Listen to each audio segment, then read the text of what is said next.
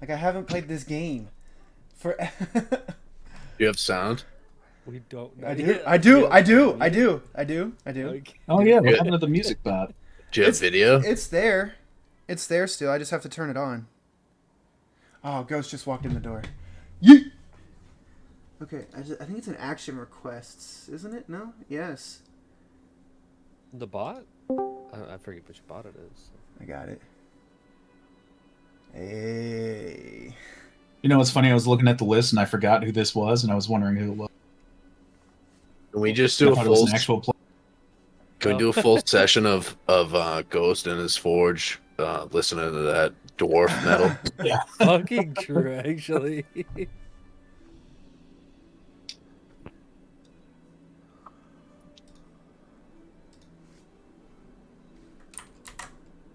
Yeah, I didn't know that was like a genre of music, but it's awesome. Oh, dude, there's also like people do like traditional Viking music, and then I've seen videos of Native Alaskan people. I don't know the proper, excuse my ignorance, but doing like traditional throat singing, like Inuit. Inuit. Thank you. Yeah, like doing throat singing. And I'm like, that's fucking wild. But oops, I need to. Wow, spoilers. Spoilers on the stream. Okay. Welcome back, everybody. It's been a couple of months. As a very common theme in D&D, life gets in the way. And with such, we have lost some bodies, regained an old friend, and we are back playing the game that we love with the people that we enjoyed playing it with. So we'll do a little bit of a refresher here for everybody because even I need it. So I'm recalling this from memory for the most part. So help me fill in the blanks if I forget some things. But, God, I don't know how far back do we want to start the review. You all, I guess we'll start with the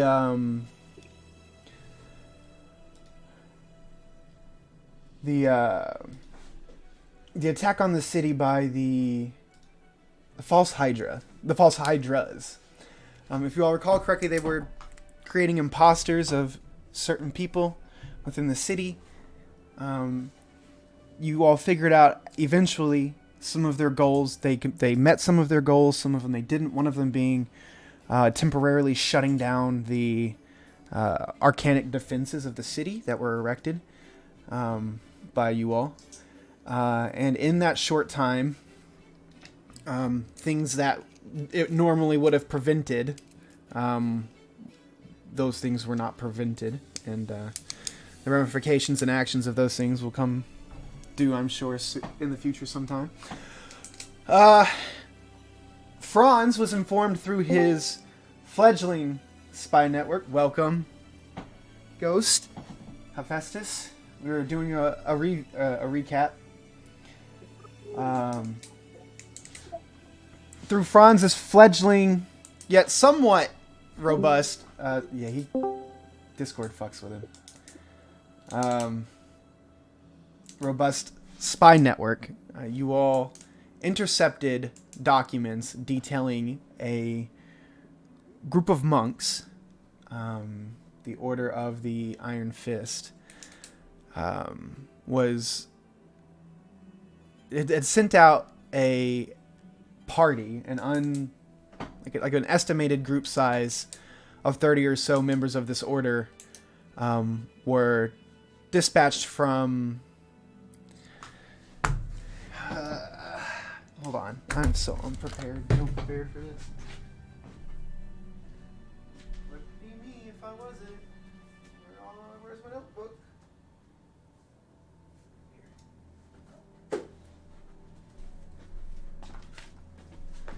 Okay, sorry.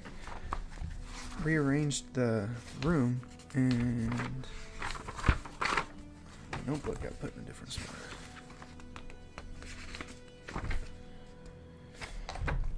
From the capital city of Ilthea, and they had been traveling some days before. They had already embarked a couple of days into the journeys when you all had discovered that information. So we're gonna, like I said earlier, we're going to fast forward because we need to get back into the swing of this game, and we are going to fast forward to day 3 on the road. Day 3 is actually the day you all determined, after some fancy maths and estimations, it was the best. It was determined that it was the best course of action to set your ambush somewhere along the road here 3 days into the travel. As you all prepare camp and prepare to lay down for the evening, each one of you all lay down or assume a resting position.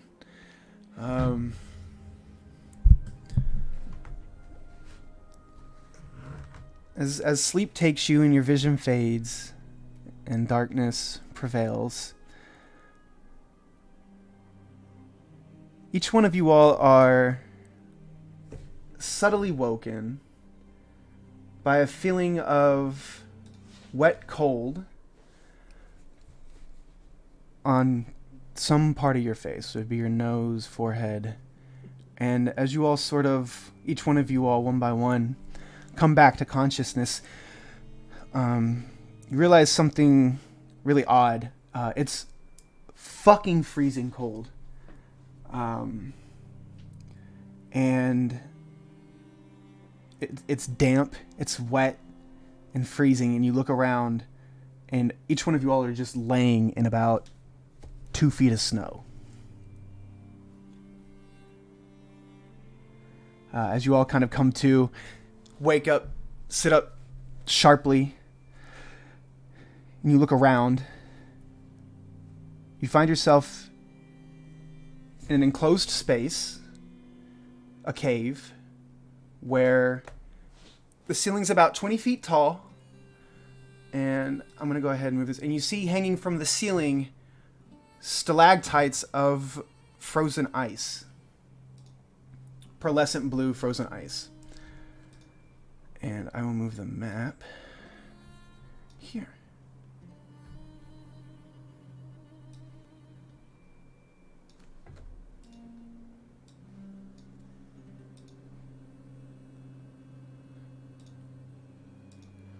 So, can you all see?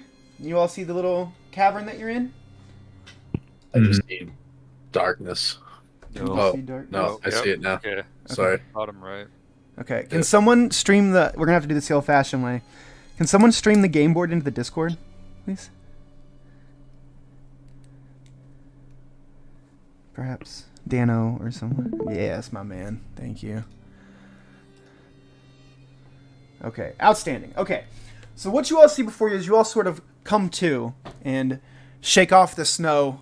You're freezing cold and wet. You look around. You see... immediately in this sort of branching corridor of this cave, you see 2 glowing spheres about 5 foot in diameter all the way around, with one of them is, it's pitch black. There's no other real, it's like swirling black energy in the shape of an orb that's about 5 foot in diameter, and to the right of it is a white one. Similarly 5 foot in diameter, and there's just swirling white energy and swirling black energy. Everyone make a perception check. Let's get some rolls in. Baldwin, are you still able to control your character and everything, or do you need... I am not. I need permission once again. Okay. Gotcha. Hey-oh, first roll of the night. Crit. Nice. That'll be the last one you have for the year. The first and last. Hey, Baldy. Howdy. What all we have in here tonight? Save changes. Everyone. All right, you should... Yeah, this is the group now. This is it. This is the full table now. All right, Baldwin, I check can to see if you see can do shit. Ains' sheet on my screen. Yeah, so can I. I didn't mean to show. It him opened to, up, yeah. I didn't mean to show him to play. You should be. By the back. way, Baldwin, you are our sole tank right now.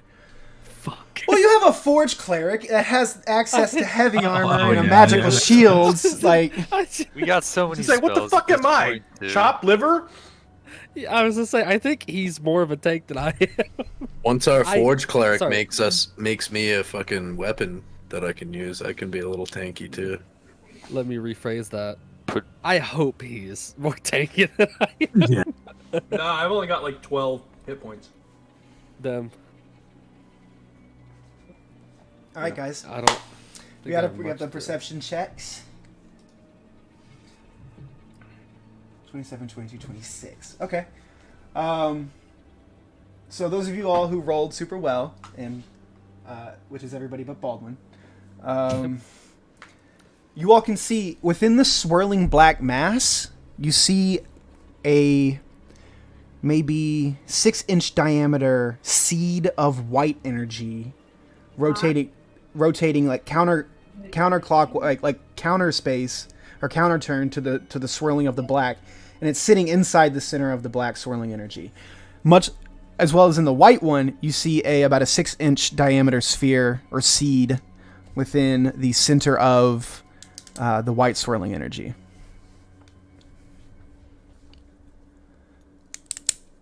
What would you all like to do? Finish eating my steak.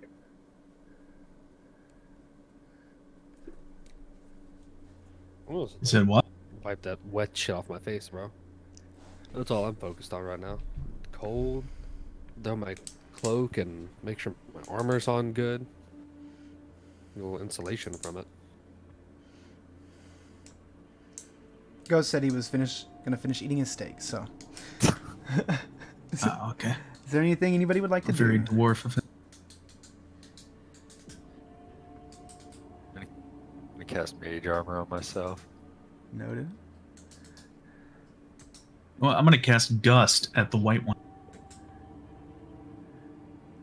Okay. When you cast Gust at the white one,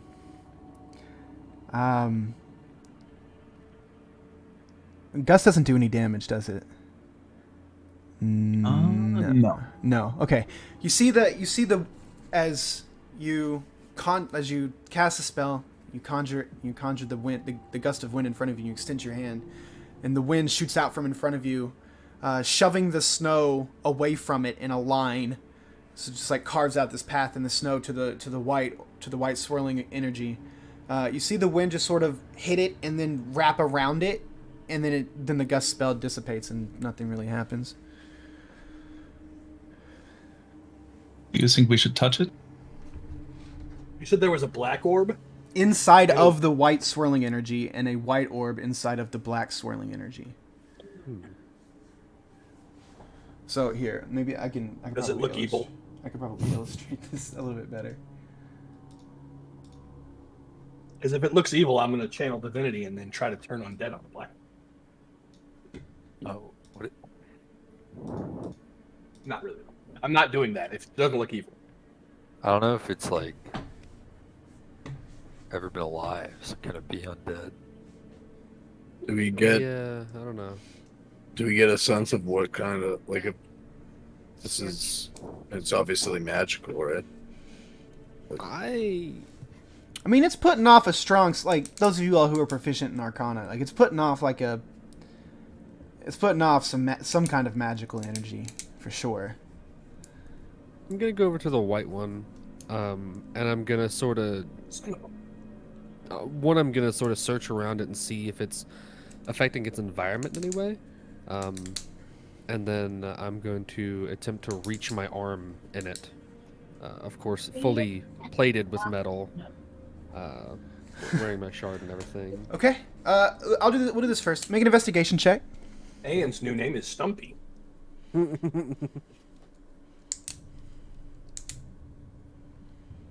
Okay, with that, you look around and you see, and that you're closer to this white swirling energy. On the ground, in a circle about the same diameter of the swirling energy, there are arcanic runes that are etched into the etched into the ground in like a stone edifice. So it's like very ornately done. With that 27 investigation, I'll go ahead and give you basically the runes are conjuring magic. And let's see, what are the languages that you speak? Common, Elvish, and Gnomish. Elvish and Gnomish. Okay, so you gather that the arcanic runes are conjuring energy from somewhere. However, since the bit of the information within the runes that says where from is written in a language that you do not understand. Can I get a? Do you recognize the dialect? Do you Can still I make out what language it's written in?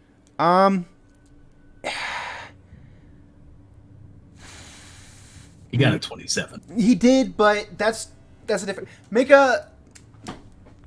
me a history check. Okay. Can Hephaestus go help him? He doesn't need it. It's you don't know it, you don't read it, and you don't write it, but you've seen it before. You've seen it plenty of times. It's infernal. It's infernal. Oh, let's be having wait. I'm sorry. Yeah, I'm sorry. I'll leave it. This one's actually celestial. I'm sorry. This one's celestial. Okay, so I'll look at it. The one on the black one on the left is infernal. Okay. Yeah. I will go investigate the black one. I'm gonna read the both fucking of them, white let them know. Okay. Basically, between you all putting your heads together, you three, with Aeon looking at the runes and you all looking at the and basically filling in the language mark where he like points it out. It's like, hey, I don't understand this. You both determine that the white one is conjuring energy from the celestial plane, and it is presenting itself here. And it's acting as sort of a what's the word? A seal of energy. And you're gathering that it's sealing the energy from whatever is it's sealing the energy of the object inside of the swirling orb. So likewise, it's infernal energy on the left side encasing an orb of celestial energy, and it's celestial energy casing an orb of infernal energy on the right. Guys, I've got an idea. Since you all have for moved this. into this room, we'll go ahead and do a little bit of this. Like deflects, like opposites neutralize. Yeah. Something I'm thinking though is, and I kind of flip to pound or so ley crystals out of my bag. Of course, on touch, they start sort of infusing with my aura, that kind of thing. But I'm gonna toss one of them to Hephaestus, and I'm gonna say, maybe stand back while I try this. I'm thinking maybe I can take the outer casing away by putting it, in this crystal, letting them fuse together. If it doesn't work, I'm hoping I could possibly negate damage it may incur. Does it look like they're trying to protect the energy within, or these are just here to seal? Think of it as, and this is particularly to your artifice abilities. Think of it as like a casing, like it would be like the object inside is being encased like something in a museum. Okay. Like it's there, it's protecting it, but it's mostly a superficial protection, and it's like because this energy can contain the opposite energy, is kind of the concept. Okay. With your 27, you gain a lot of this information. So basically, what you gather from the circle is that the conjuring of the celestial energy it's sort of counteracting or countermassing the infernal energy inside of it, and vice versa for the opposite side. Okay. And just everywhere you all go here, there is a solid 2-foot layer of snow. Obviously, there's a big swath that's been carved out by the gust spell earlier. But other than that, as I said, the ceiling is about 20 feet high here, but there's about 5 feet of like a 5-foot layer of like pearlescent blue stalactite ice shards protruding from the ceiling. What do you guys think? Should we fuck with it whatsoever? Be honest, I'm pretty. I'm interested to do so because I want to see what I can do with this type of magic. That my motivations are right there. Well, to be I would honest, say- this seems quite dangerous magic to just leave lying around. That's true.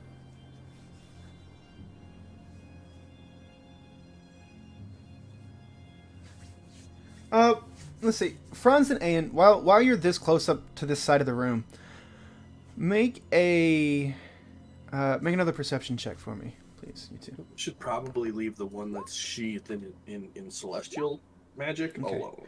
19 I'm is gonna good enough. Flash mine. Okay, 26, great. The previous gust spell that went off managed to clear away some of the snow that was like caked onto the wall here on this side of the thing. And as you guys are sort of like looking around now that you've like inspected the thing, you guys are like conferring. You look at the wall. There's a mural on the face of this wall here. You see what looks like in the center, and your eyes drawn to it immediately. You see a silhouette. It's like it's almost like cave painting, like caveman painting, minimalistic kind of thing. You see a silhouette of a giant, and you see it's giant because in respect to the other humanoid-like shapes that are depicted around it, it is maybe 3 to 4 times the size of the other ones. You see what looks like a humanoid-shaped figure holding a twisting, gnarling staff with a large curving blade on his opposite hip with large curling ram horns stylized protruding from the top of the silhouetted head. Around him, you see various shapes inside, like various sizes and distortions of other humanoid figures with curling ram horns as well. However, they are significantly smaller, and some of them look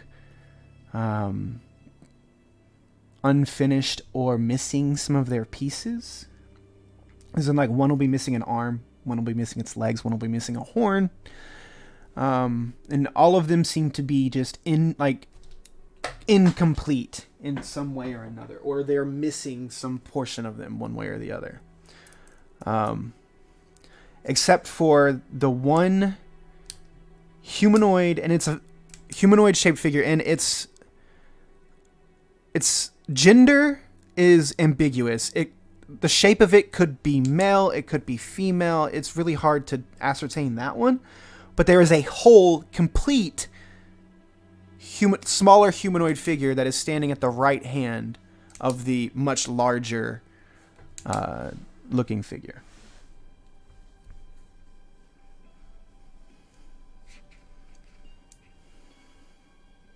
Okay.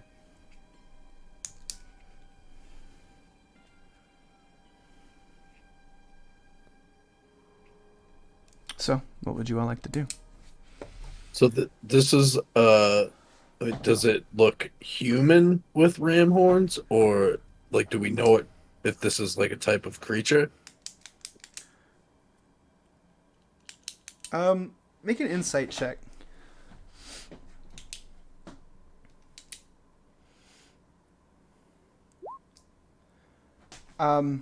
It's like you're kind of conflicted when you look at it. You don't want to jump to conclusions, but like, I mean, they look about the same as like if you would see like the shadow of Franz on the ground. Do you get my meaning? Yeah. Yeah.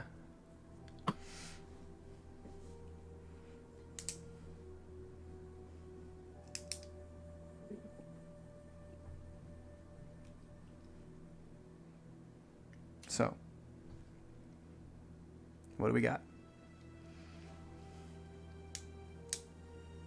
Anne, are you going to attempt anything?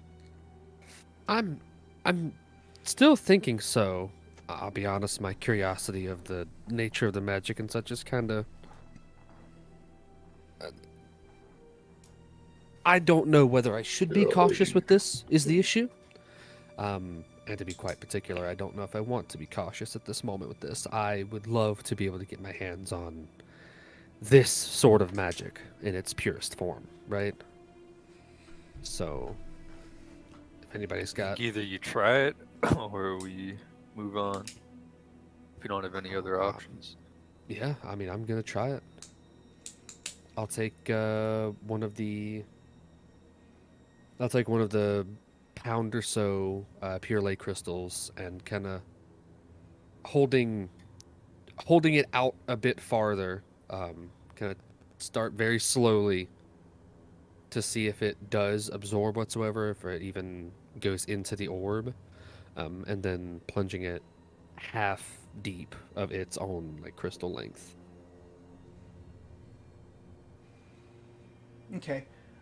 When you set the crystal to the field of energy,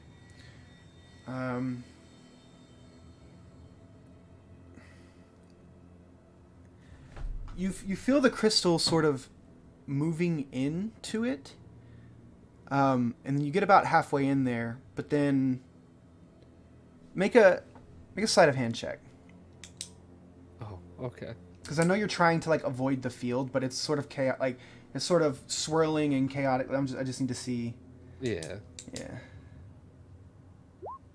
Okay, good enough. You managed to maintain enough precision to where you've got the crystal about halfway into the field, but your hand's not being touched by any of the energy. However, nothing happens except for that the crystal begins to glow white. Other than that, the field is unaffected. Okay.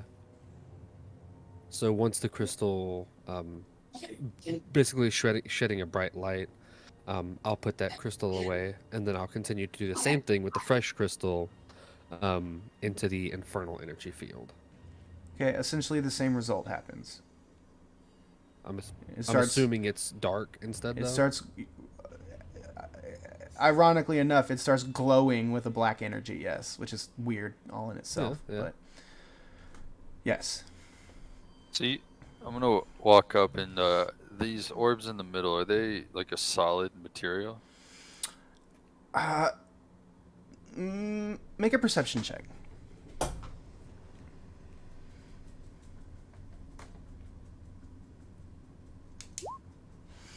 With the 17, from the best that you can gather, it's not. It is more solid than the energy field around it. Like there are, like in this swirling energy, there are obvious like gaps within the swirls of energy to where you can see inside to see this object. The object that's sort of being suspended in midair there looks to be whole.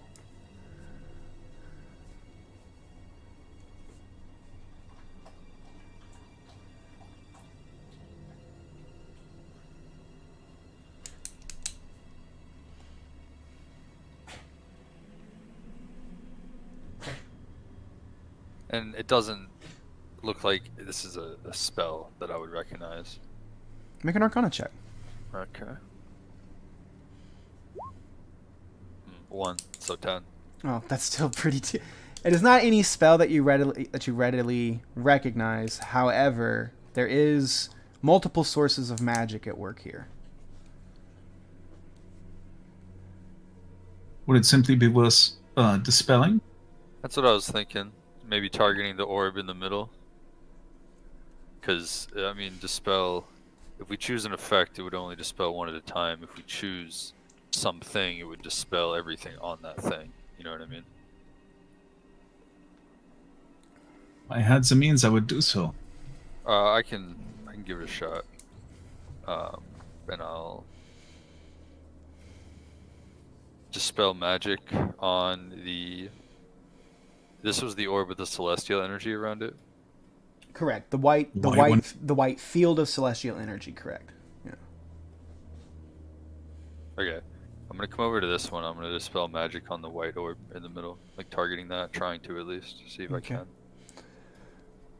I can.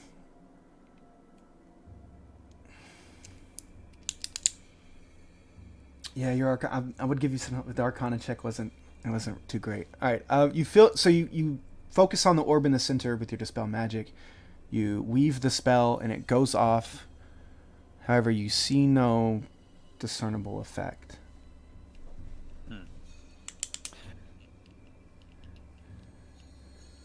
There was no, and like I'm not making any roll for this or anything. No, it says, Yeah. and then you kind of come to the conclusion there's not really, like, the magic is not from the orb. I guess it would Or- be like or if it's there's not like- enchantments around the orb, like guarding it. That Let's was see. the Do you idea. want to? Okay, I'll say this, though. When you, no, there wouldn't be an effect. No, nothing would happen. I'm sorry. It's all good. I mean, I don't know, guys. If we don't have, I mean, obviously the cave goes on in both directions. I think we can at a always. certain point we just have to keep going. Yeah, we can always come back. Just note this is here. Think about if it could possibly be connected to anything else. When I was looking around, I didn't see a trail of runes taking it somewhere else, like in the cave before, where the lake crystal like power lines basically were. Yeah. Um, And also, I So- mean, we know what we're dealing with, and that we're probably in for a fight. I don't want to waste too many resources when we can True, maybe do it true. after the fight. yeah, we head on. Which way you thinking? I don't think it matters. Okay. Anyone have an idea? Whichever way we. I guess I'll go ahead and start moving up. Okay. Heading north. Yep. All right. So you can- get to an intersection right here, where the paths branch left and right. If we want to, I can just send out the bird real quick up to the northeastern path. Yeah. I mean, let's do Yeah. that. Probably a bit And then better, honestly. I'll pretty much just keep safer. sending it to where the vision ends. Okay.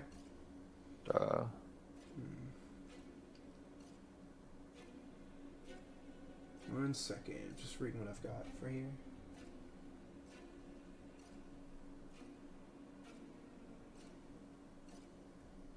Group we have, we probably. Okay. So as you send the bird up the path, it's still very snowy. However, so it keeps going, and I'll just say you just keep it along the right-hand wall as you come back to an as the corridor comes to an end back here. Okay. So as it comes to an end, describe to you what you see. On the back, as the first thing that you see through the owl's eyes as you're coming through is on the back end of the wall here. There's another mural. What you see is God,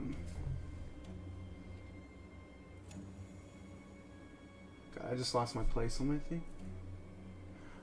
You see carved into the edifice of the wall, you see an image of another one of the silhouettes of the humanoids with the curling ram horns from their head.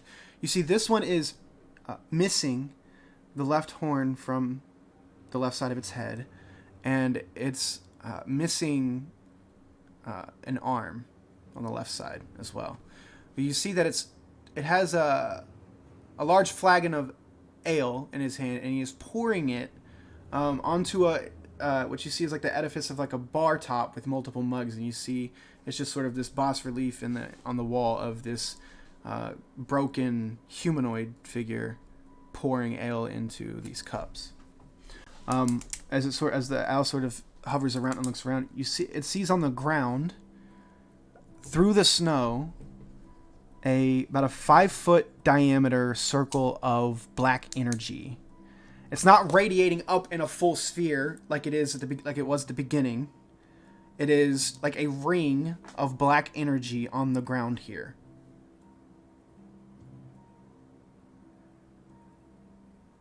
What would you like to do? Just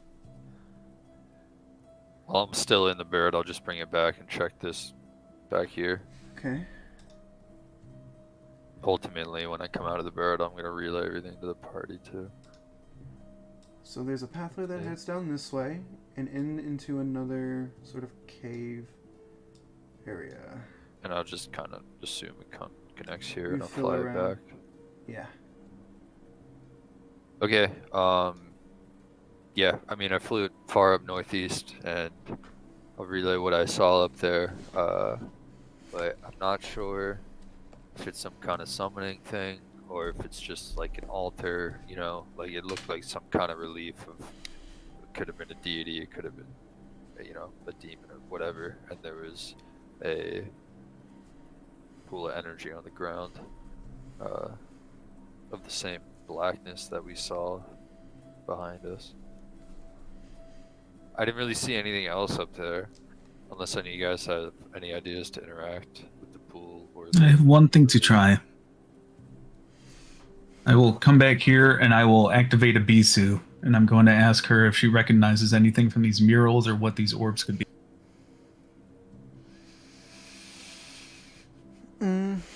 As the dragon belt comes alive around your waist and wraps around you and twirls out in front of you, she takes a look around. She goes, I'm actually gonna have you, because it's tied to you, make a history check with advantage using your stats. Wonderful. Great. She just kind of looks at it and she goes, well, the fancy wall shit doesn't really mean anything to me. And she kind of looks back and forth between the two orbs and she goes, well, Gideon's whole kind of motif was black and white. It's about the only thing that rings a bell. He had this whole thing with like light and dark balance. You got to have a little bit of both, that kind of thing. But other than that, I got nothing. Sorry. Well, thank you for looking. My pleasure. Just like slithers back around your waist. Yeah, that was the boss. And you know Gideon, like she eventually in confidence told you Gideon's the name of her previous owner. Hmm.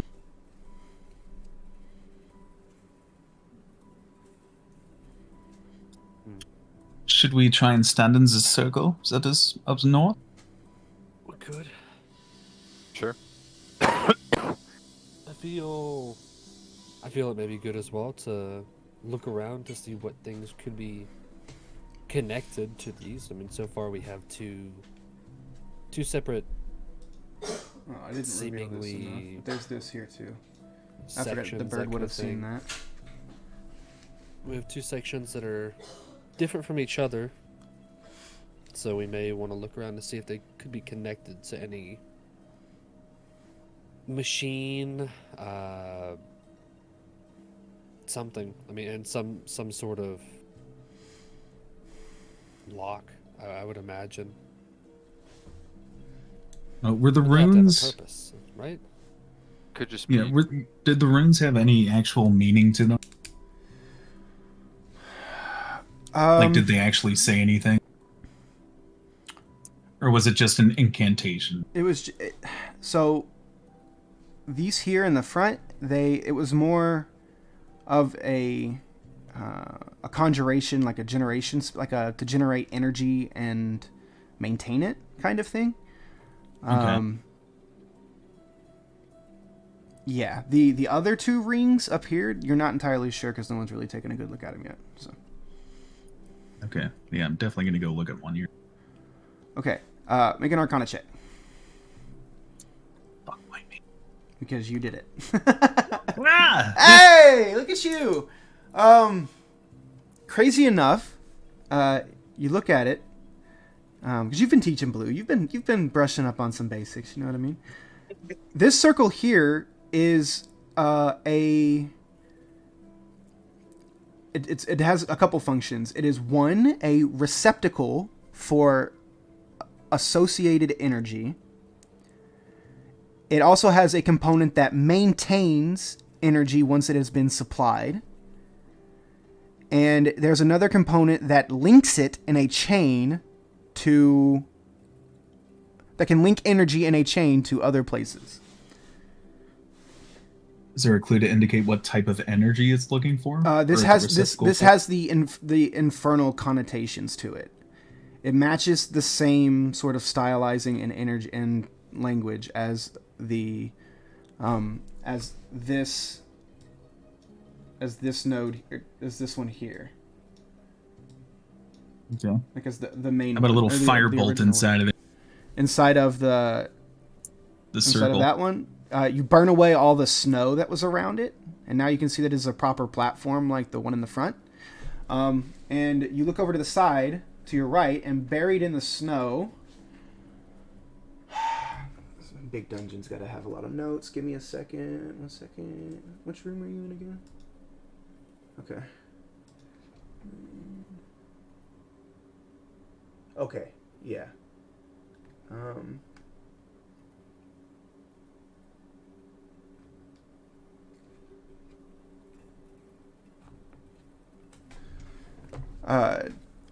Yeah, there's the same. Why did it do that? You see on the wall over here, you see what looks like almost kind of like a shrine that was sort of covered by the snow, but it's been broken and disheveled. And as you sort of clear away some of the rest of the stuff, you see the stylization of the very large horned silhouetted figure with the giant staff carved into some of the edifice here. Okay, but nothing happened within the circle itself. No, nothing happened within that circle. You get that it's with your 22 and it being a crit. I would tell you that it can only receive like energy, and you gather that means it can only receive infernal energy. So, yeah. Have we tried to move the orbs? No one has We have dared. to- No one has dared to try to retrieve the orbs from inside of the original. That's true. I'm We- gonna stick my happy ass in the celestial thing and try to grab the black orb. So as you reach your hand into the energy, you see all of the divine. As your hand goes through it, all of the divine runes and etchings that you have worked into your armor over time, they all flare up and light up with white energy. As you reach in and you grasp the black orb in the center, the white energy that is swirling around it bursts out from around it and envelops you. So now you're holding this black orb and you can feel this insane, like, fiery infernal energy sitting in the palm of your hand. But then you feel this warm white comforting energy sort of encasing your body around it. And Hephaestus is glowing like bright white. I am gonna juggle the orb. Make a performance check.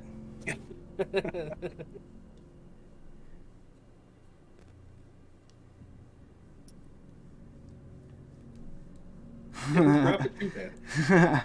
No, if you rolled below a 10, you were gonna drop it. But you sort of like a half-ass like kind of thing, and you like juggle it back and forth, and you kind of like almost drop it, but you maintain it. You're holding on to it. I am going to carry the orb over to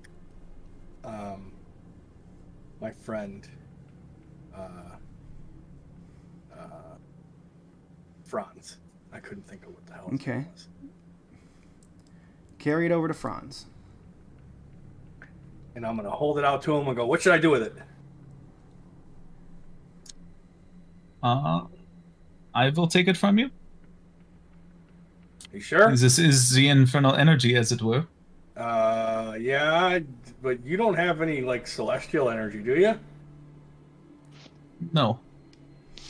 Hey, maybe you shouldn't touch this infernal thing. I'm kind of keeping it from going crazy. Do you want to put it inside the circle? Sure. I will put it in the circle. As you put it inside of the circle, you see it sort of, you just sort of like hold it out and then you let go of it and it hovers there in air.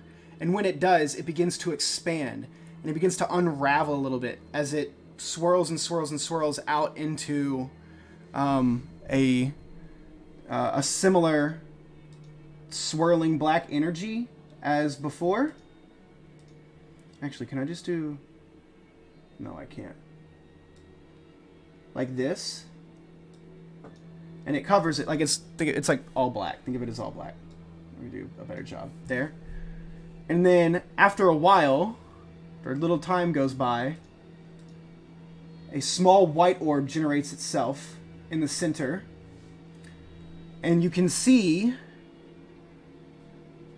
a line of black energy shoots. And I'm just going to draw it from straight to straight because it crosses through. It goes from here to here. I didn't see anything. Well, it should have, maybe because you can't see the majority of the path that it took, but, oh, yeah, because it's not, maybe it's not revealed. There we go. Okay. Gotcha. Okay, it just took a second to update. Yeah. When you connect, when those two connect, you hear there's like a rumbling noise kind of starts, and it's a little unnerving because you see some chips and flakes from the ceiling above you sort of like fall down around you all. Then you hear a deep resonant basso voice that just sort of echoes throughout the entire chambers and the walls. You hear, "Interlopers, intruders, who dares encroach on the Dream Render's realm? Is it my prize? Have you decided to stop running and finally give yourself over to Father?"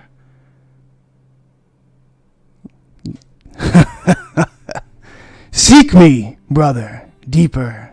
Come. I have so much to show you. You and the others."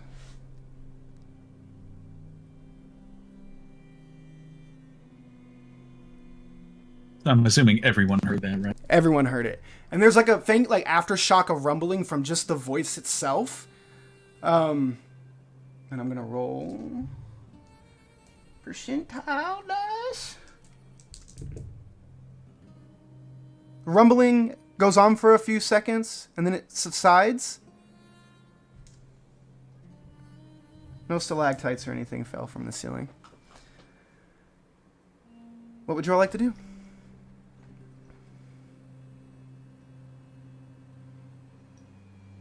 Well, seeing that happened, Franz, do you know that guy? I not at the moment. I'm going to grab, or attempt to grab the other orb and move it to the other section. Which one are you grabbing? This one. Okay. That's the one we already took. So they grab from the white one. Okay, so I'll grab the infernal So one. when then. you go to The one reach that's in, mostly infernal. when you go to reach into the infernal one, your hand cannot pass. Your hand by itself cannot pass through into the infernal energy. I will give it a shot. Franz, as you reach your hand through, your skin, as your skin makes contact, any clothing that you're wearing, as your arm goes deeper and deeper in, the clothing gets peeled back and pushed back. Not like burned away or anything, but just gets like pushed back up your arm. And you see like your bare skin arm reaching through the infernal energy as you grab onto the white orb. You feel light and warmth and comfort in the palm of your hand. But then you feel this racking, burning sensation sort of take over the rest of your body. But it's not unlike like some of the magic that you use to cast spells like Hellish Rebuke. Things that come to you like naturally, like your racial spells. Like it matches that and you feel like you're just wrapped, like wreathed in a perpetual feeling of like the hellish rebuke spell. And you see Franz is just radiating this black energy. Yeah, I'm gonna hustle that on up here. Yeah. Okay. See what happens. I'll follow him. Deposit it. As you go to place the orb in the center, the white orb in the center of the black circle, it begins to expand and it begins to unravel, but it is significantly more violent than the previous unraveling from the other station. And you see it expands like a star, and then it contracts on itself, and it gets quiet, and you're like, what the fuck? I need you to make a dexterity saving throw, Franz. Oh boy. Fucking nailed it. Okay, good. So you take half Oh, damage. yeah. You'll take half damage of this. Oh, fuck.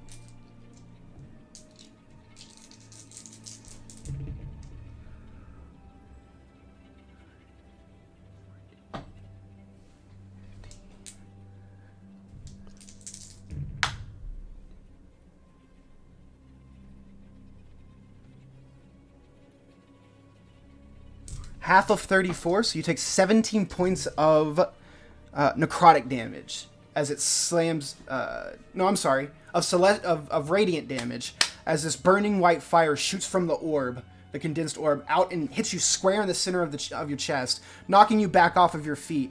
The black energy on the plate sort of like swirls and gets kind of hectic, but then it dies down again into the latent black. It hurt. And you get the very obvious feeling that didn't fucking work.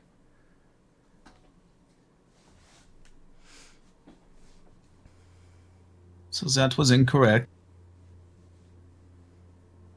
At least we know you can grab it. Yeah. Are there any runes here, like there were on the other one? It's just the same as the other one in the other room. Same as the other one. Yeah, they're like the same as this one. They're like this platform here is the exact same as this one. Okay. But I believe these are only infernal receptacle. And that was a celestial orb. Makes sense. I'll say I can't. I Maybe- gotta do this real Just quick. look around then. Maybe we grab the other one then. We try that again. Have Hephaestus move it up here too. Hold on. I'm gonna. That one has it's changed to possible a celestial orb as well.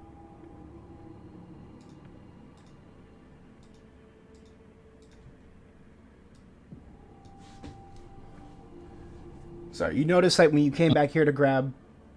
Or wait, I'm sorry. I did that wrong. I'm fucking up my own mechanic. So that white one there. But the black one that you grabbed earlier is gone. Sorry. Right, and the one that Hephaestus is at is now white. It has a white orb in the center of it, correct? Right.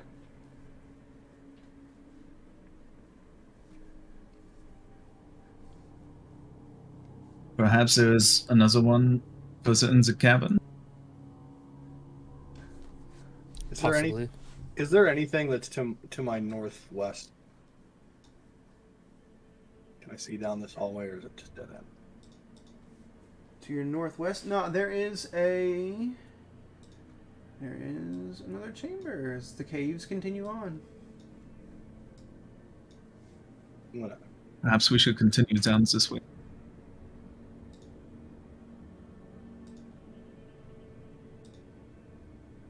Yep.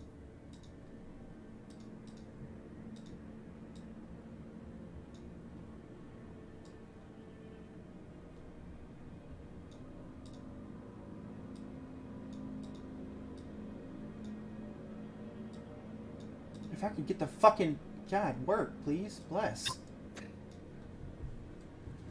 Wouldn't be D&D if it wasn't me fucking it up.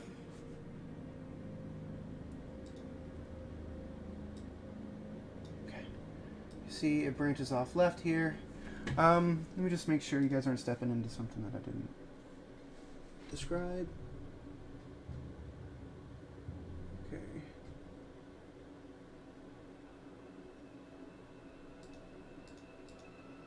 So you guys are headed into...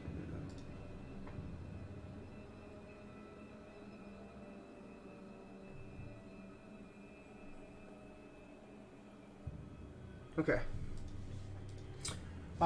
As you all get to this intersection here, you can see floating in the middle of the room, floating in the middle of the cavern here, you see what looks like a bright green, maybe 6-inch diameter, ethereal floating orb. It has these swirls of black energy sort of tracing through it.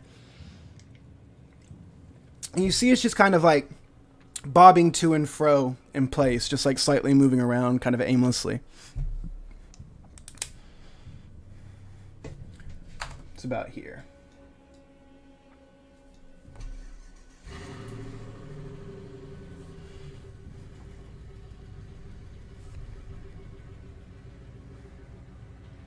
I'm sorry, what was it? It's like a floating. It's an opaque, so you can kind of like see through it to the other side. But it's like this bright neon green orb with like black strings of energy, sort of tracing and running through it. And it's just sort of like, it's just sort of like bobbing up and down and left to right, kind of just like aimlessly bobbing around in the air.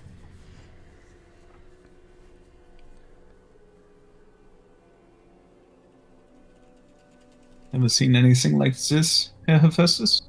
When you speak out loud, the orb stops bobbing. And then it immediately begins moving away from you, heading west. Seems we should follow the orb now. Probably a good idea. Yeah, let us follow. Okay, as you all follow it... No, reveal, asshole. God. I hate it. Pulls you into a chamber where you see a ring of white energy on the opposite end here in this sort of alcove. But you see around the ring of white energy, you see the various obvious remains of like chest plates, helmets, shields, swords. You see some bone. The orb sort of like stops here, where it like forks into the alcove, and then when it forks up here, and it just like sort of bobs back and forth, left and right, like it looks indecisive, and then it heads up this way. Okay, what's to my south there? It is another little cave. Assume does that go back to the... There's a branch left and right, and like an alcove here as well.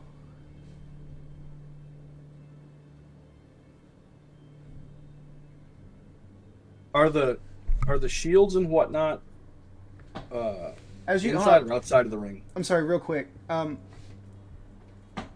Franz, as you glance down that way, make a perception check.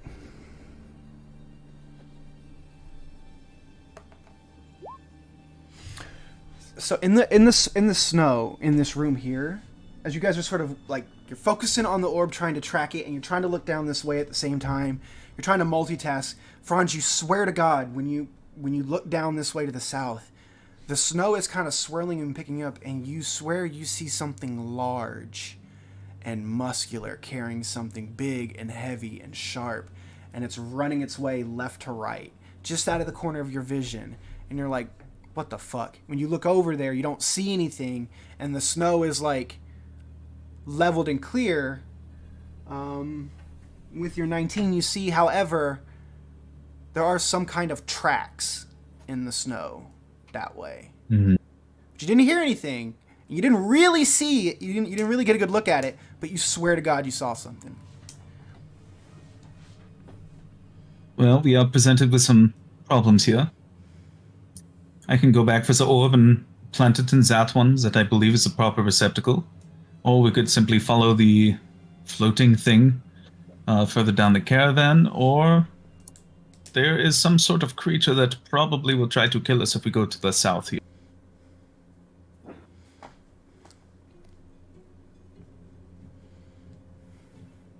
Though possibly insane sounding, I'd rather clear a possible threat first, to be honest. Not sure how big these caverns are. Yeah. While I agree with you, I'd like to check out this equipment that's laying on the ground and see if it's all mundane or if there might be something of use. All right, walk over to it and make Sure. an investigation check.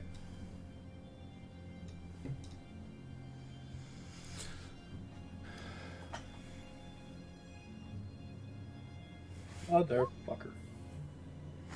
So just sort of looking through it, the shields and the armor, some of them look mostly mundane. And you feel something latch onto your forearm. And it freaks you out for a second. You go to pull away. There's like a bone hand is grabbed onto your forearm. And like when you pull away, you pull the rest of the skeleton up with it. And you see it's a humanoid skull. The incisors are a little bit long, but there is just a chunk of the skull missing from the top left portion of the skull's head. There is a large curling ram horn coming off of the right-hand side, and you hear, like as it holds onto your forearm, you try to pull away, the skeleton face gets very right up close to your face, Hephaestus, and you see these shallow blue lights in the back of its eye sockets, and you hear that same rumbling basso voice go, "You will join them soon, my friend. You will join them down here." And the skeleton just sort of lets go. Can I headbutt it? Yeah, you like headbutt it, and the skeleton falls apart. The grip releasing off of your forearm. Also, I would like to. Does anybody have something sharp? Like a sword or a knife? I suppose I could do it with my hammer. May?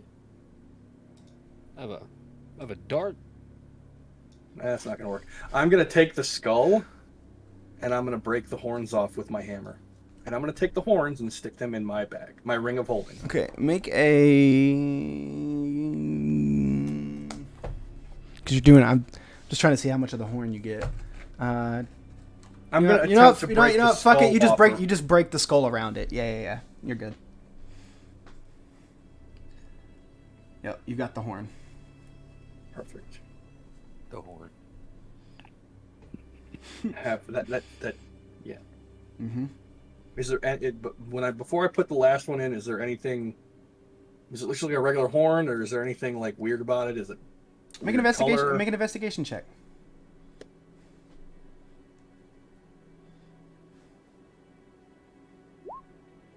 Oh, you needed to roll high. So as you look at it, you don't see anything. But you take one of your gloves off and you sort of trace your fingers around. Because like you as a dwarf, like dwarf smithing and dwarf like metallurgy and all those things, or just construction, they love for things to look seamless, while also, you know, still having things like their doors look like walls until you open them, that kind of thing. So you look for you feel slowly along the horn, you feel almost like braille. There is something etched into the horn all along its curling length. God, that was one of the higher rolls. You only beat it by one, so kudos to you.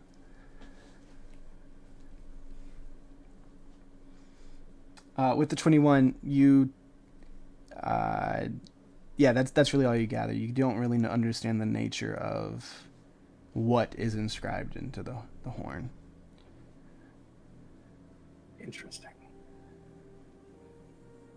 But I will give you this with a 21. You do realize there is form and function and a purpose to what's inscribed. It's not just random bumps and bullshit. It's actually something. You're just having a really hard time figuring it out with it only being tactile. Sounds good. I will stick it in my my ring of holding, and I will say, Ayan, we need to investigate these further when we're done here. There's Yeah, something absolutely. inscribed on this. Yeah, we can absolutely do that. Is the ball that we were following still chilling, or is it, did Yeah, it just keep going? It dipped off down this way. It dipped off down this corridor, and you guys haven't pursued it since, so you don't really know what's up yonder. Okay, gotcha. We might only, I don't know if we're only gonna have one chance to follow this orb or not, you know what I mean? It might be gone already. True. In that case, we can go that way. I didn't think of that. So you all are going to pursue the orb up the way it went? Is Or- that putting the thing that we saw kind of behind us? Just want to know where it might be. coming. You're talking about the thing Franz saw out of the corner of his, Yeah. So that was this way, going left to right. It was down this way, going left to right. And the orb again went this way. Gotcha. Okay. Yeah. I don't know. It's your call, Franz. Kind of I mean, I lost. could it. do the trick. Let me run and grab the orb real fast. 2 seconds. Yeah, we can definitely do that. Okay. I'll just stick go. with Franz just in case anything happens. So as you all pursue, wait, I'm sorry. Are you all splitting right now? I didn't track. No, I mean, No, like, we- I'm sticking yeah. just right next to him. Yeah, Oh, me and okay. Ayan are going to go back down to the start to get that orb and bring it to this receptacle here. Yeah. Okay. And we'll This one just. right here. I'm just gonna I'm- keep an eye on the doorway where Franz said he saw that thing. All right. So you guys aren't pursuing the orb. You're just keeping an eye on I'm the path pushing- that it went. I am pushing forward up here Okay. to keep an eye on this hallway and see if I can't see. When the you orb. get into about that place, and I'll show you. You get a little more of the juice here. You see the snow begins to really thicken, like almost like gets to the point where the snow's like thickening and banking up so high it's like going up towards the ceiling. But you hear echoing down the hallway, and it's like it's coming from another place. Like you're hearing it through a wall, or you're hearing it like just like it's like really far away, but you can still hear it. It's kind of this echoing like, no, stay away, leave me alone.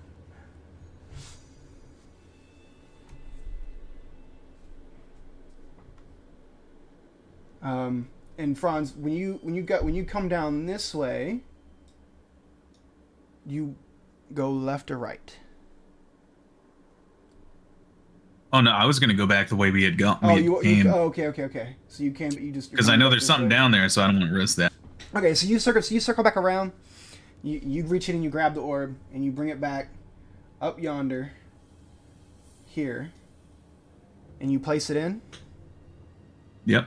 The same thing happens as before. Oh boy. Sorry. When it worked. I apologize. Oh, thank God. Yeah. When it worked.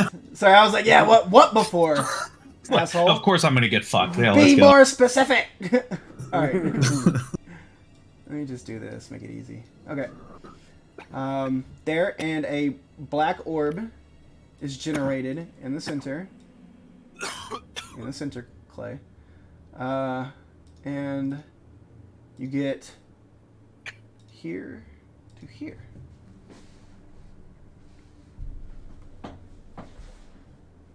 I think it's going to take a second for it to update, but you see a line of energy, even it like pierces through the wall, going back towards the entrance, much like the other black one did. Yeah, Hephaestus, you may take that one up to Zenor.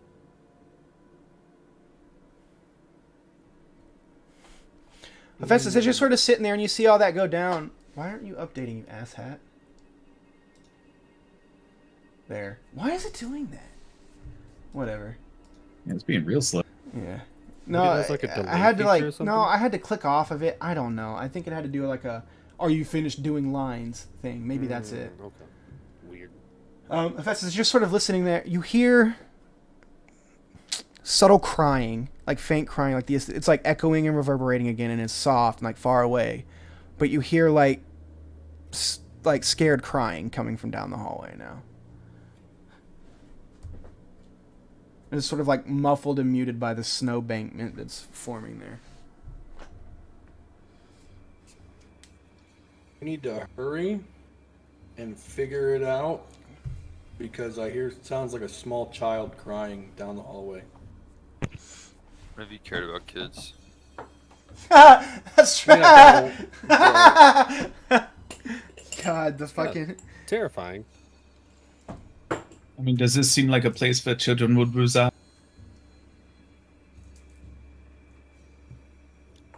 I certainly wouldn't imagine so. I do not believe it is really a child. How will that affect? I would hope not. I will say that the age of the crying is hard to determine at this point. It could very well be an adult crying as well. Just throwing that out there. They're crying there, probably. So. Yeah, so someone's crying. But yeah, the age is indeterminable at this point.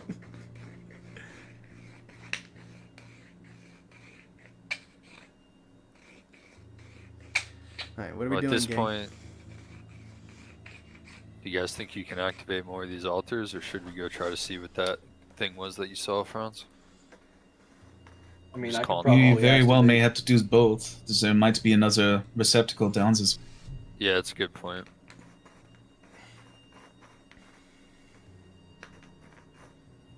I'll walk over and.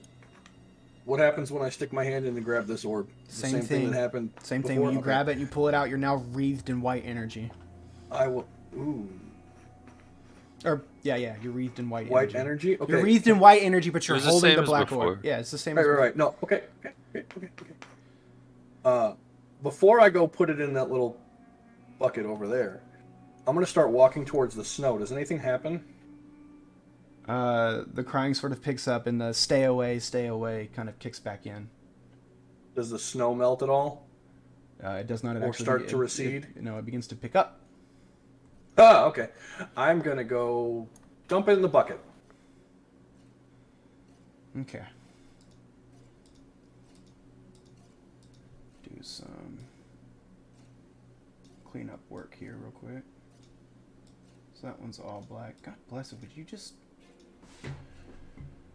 Okay. You go and you dump it in that one. And... the predictable thing happens. Glows white. Or glows black with the white orb in the center. Just gonna have to deal with the shitty drawing. And a line, of course, connects from here to here. Yep, that's it. Now, what happens if I try to stick my hand in the black orb and grab the white ball? Your hand is unable to make it through the black energy.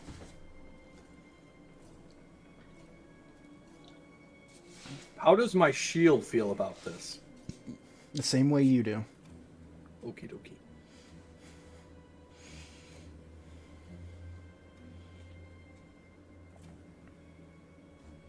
So, Herr Aen, would you mind taking a peek a little closer down this way? Yeah, let's go that way then. And I'll go over and kind of, especially after him saying he saw something down there, I'm going to kind of slowly go look and see what's going on.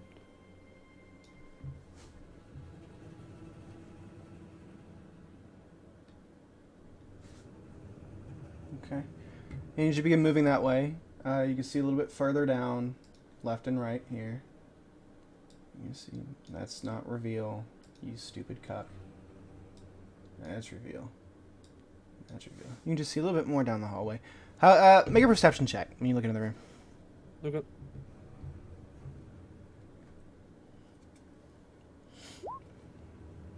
Okay. Really good. You just see multiple sets of tracks in this room, but you're unable to really determine at the time what or who made the tracks. The snow has just been sort of churned up here and like trampled.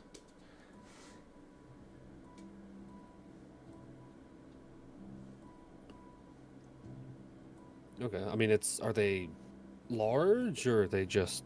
I mean, It's hard to tell with your it's hard the like I said the snows it's just like I will give it it's been so many footprints that it's like the ground here has just been sort of turned and churned over and it's like mush and slush and snow. It's Okay. just really hard to tell.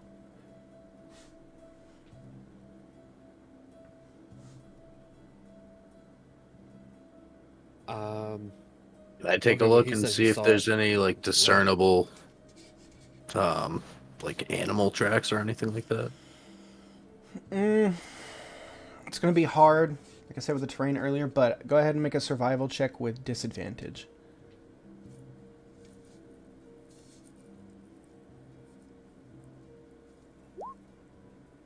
Okay. Yeah, like I said, the Earth's been sort of fucked up here. It's really hard to get a. I'll say with a 13. I will give you that.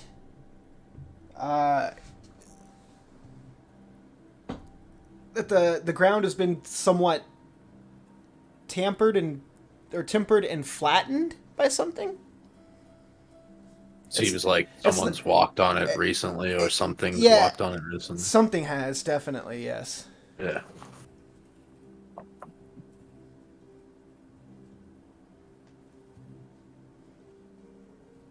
Okay. Well, he said it went to. I mean, do we all just want to? We just want to try to follow the thing that Franz thought he saw. Probably the best lead we have. All right. And then I'm gonna walk towards the direction of the thing that Franz saw. Okay.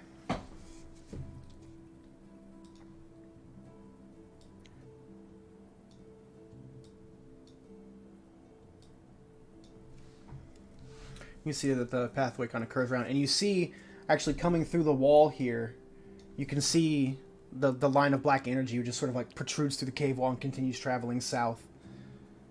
Is Hephaestus back with us? Just not like moving the thing. I believe, Festus, you rejoined the group, yes? I just wanted to did make the- sure. After you did the thing? Yeah. Yeah.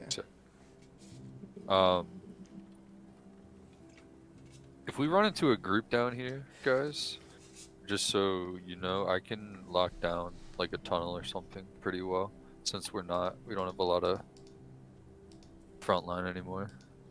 Okay. Okay. That We can maybe could be like, very helpful. lock down a tunnel and do more range stuff. But just wanted to. I'm a little scared.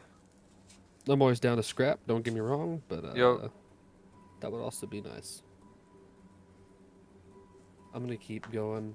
As I Oh my- round this corner, I'm gonna try to kind of stay away from the line. I mean, if I have to get too close to it, and it kind of looks like I will have to cross it. I'm gonna kind of try to touch it a little first to see if it does anything. When you touch it, it's solid. Is it solid to the point where like you can't pass your hand through it? Okay. And when you do touch it, it feels hot and angry.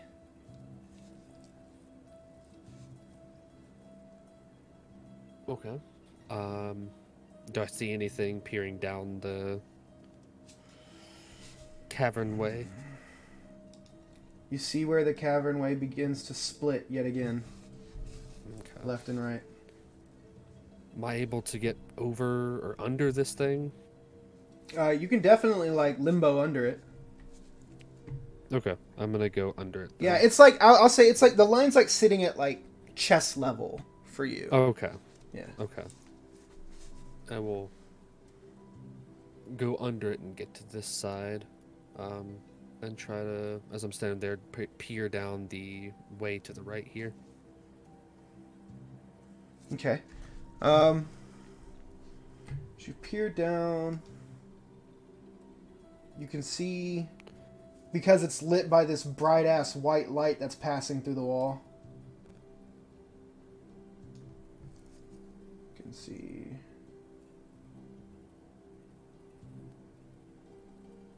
You can see on the far end, just at the range of your vision, and it's sort of lit by the white light. You can see what looks like another infernal energy receptacle on the ground. Just go ahead and do that.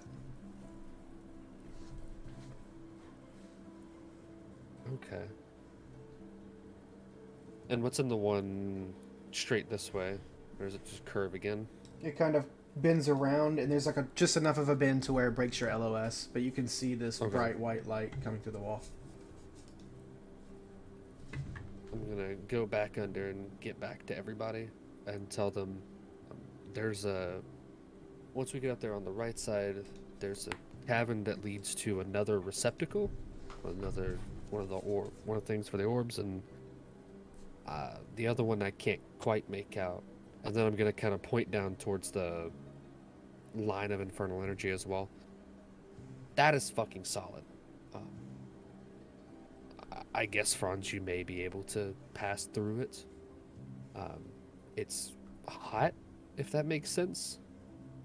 So, maybe still best to steer clear of it. Without a doubt, if we get into a fight in these caverns, that'll complicate things.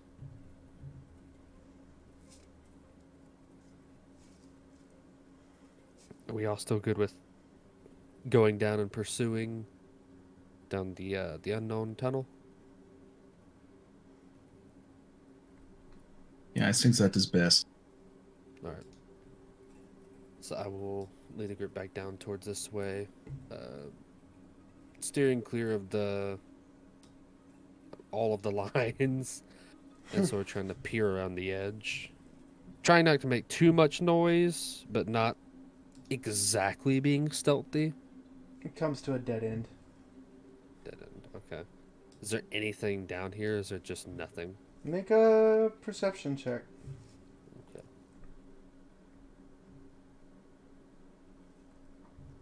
My favorite check. It's interesting. There's nothing in the chamber itself, but there's this weird conflux of energy where the white line overlaps the two black lines. At each one of the intersection points, there is a swirling black orb, like a dot, that is both white and black. So there are two of them here because there are two intersection points. There's one here and one here. Okay. And it is where the lines cross each other and then they continue onward. So you can't really even see this one because it's mostly in the wall here. Mm-hmm. But you can definitely see this one that's hovering here. I'm gonna flip out another pure ley crystal, and put it in that intersection to see what kind of energy it pulls. Okay, Or what you see color, I as you guess, is that what- place the ley crystal there, it absorbs the swirling ball of energy, and you see that the crystal is now swirling with white and black energy. And the lines now cross each other perfectly and untangled. Huh. Okay. I'm just gonna turn around, putting the crystal back in my bag. Nothing here comes to a dead end, though there's a mixture of the energy there as well, and I felt like testing it a little. I'll go down the other way, kind of dodging the line a little, or trying to at least. Just like boxer weaving up and underneath of it. Yeah, pretty much. Like the rope trick, yeah. Okay.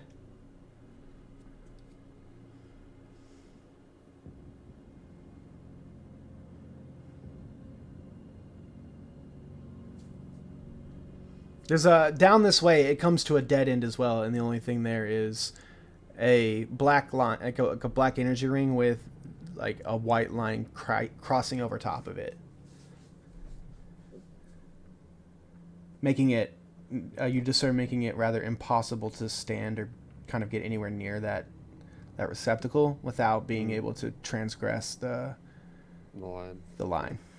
So, and then here is just Yeah, like, it's this just is a it's just solid if I don't want to, right. if I reveal too much right there, I might show you something you're not Gotcha. you haven't seen yet. Yeah. Okay, all good. That's all I was asking, though. Just making sure. Yeah, then I'll just go back. It's dead end. There's a receptacle. The only way to get to the receptacle is to go through or bypass one of the celestial lines. So I don't see anything down here. Uh, happened? Hold on real quick. Tolliver, Hephaestus, and Aster, make me a perception check. Okay. Really Sorry, fucking- you're not in this. Oh, Aster, you said No. and though, right? did I? I meant And Aster- no, you no, said, he it's- said and. yeah, yeah. Oh, okay. It's sorry, the it's stupid. the three it's the three in the back here. The three in the back Okay. here. Oh, Damn, y'all suck. Tolliver, you better do something. Yeah, I always okay. Okay, that's fine. 12. Well, actually, the DC was actually 12. So you can see, like, you in the back here, you see, like, as if everybody's kind of like inching forward and dealing with the lines and checking out what's going on, you kind of see over your shoulder and out of the corner of your eye, you see a flash of green energy, and you turn over your shoulder real quick, and you see the orb sort of like, it's just like hovering here around the corner, and then once it sees you see it, it like dips back around the corner out of the way, or out of sight. The orb The orb, yes. that we were following. Yes. Yo, I just saw the orb over there.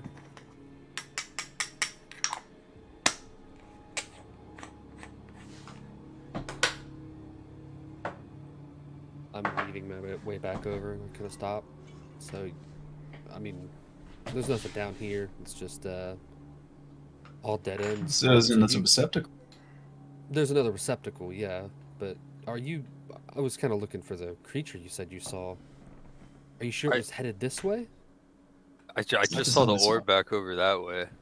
If we're wanting, The- like, we could just, The little one? yeah, the one we were following. Well, yeah, we can try to follow it again. This is, I mean, dead end. So Let's go. All right. So you all head back into the chamber, and as you come around the Well- corner, go ahead. I'm sorry. While they're walking off, I'm gonna go down here Okay.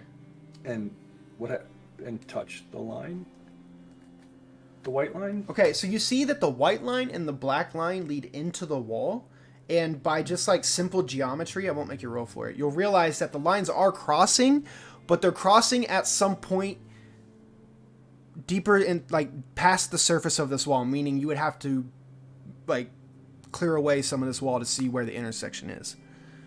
I don't care about the intersection. I just want to touch the white line. Okay, yeah, you touch the white line, and your armor, and like your hand and like the runes etched into your armor around your gauntlets and everything just like light up.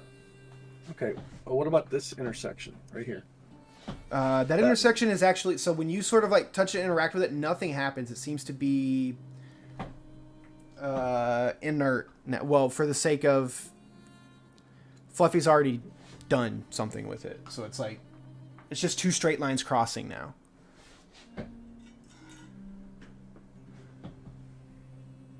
Okay. And once I pull my hand out, I'm no longer Correct. right. Wait, super dude. Correct. Can I absorb the energy with my shield? You use when you absorb element charges on it. Yeah. Yeah, the shield begins growing white. Glowing white. Growing white. Glowing white. And then Is you my- you hear Bastion's voice go, "Ooh, that's nice. That's warm. Ooh, I like that." Okay. Well, I'm gonna hold. How long can I hold that charge for? You'll find out. You don't really know. It's not. I mean, I think it's until you expel it, but you know, this is unfamiliar energy, so we'll see. Okay. All right. I'm so- gonna tell Bastion to let me know if anything changes. So as Hephaestus comes back to you, his shield's putting off this bright white light, sort of illuminating the way.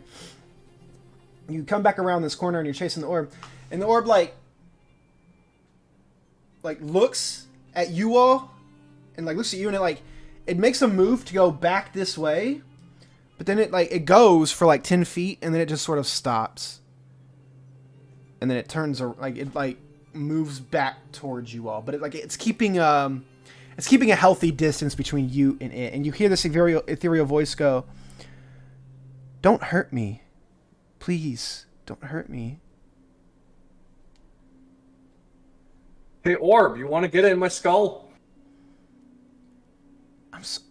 You just hear like a reverberating, "What?" I point to the skull that's on my shoulder. I don't. That lives on my shoulder, and I go, "You can jump in there. We can be friends." He goes, "I'm not a spirit. What the fuck are you then? You're the spirit." And it sort of like bobs up and down hesitantly and like kind of inches just away a little bit. He goes, "Look, you all," he goes, "you all are in my dream, so you have to do what I say. Leave me alone." We're just trying to put the puzzle back together, bud. You shouldn't do that. What do you know about these things?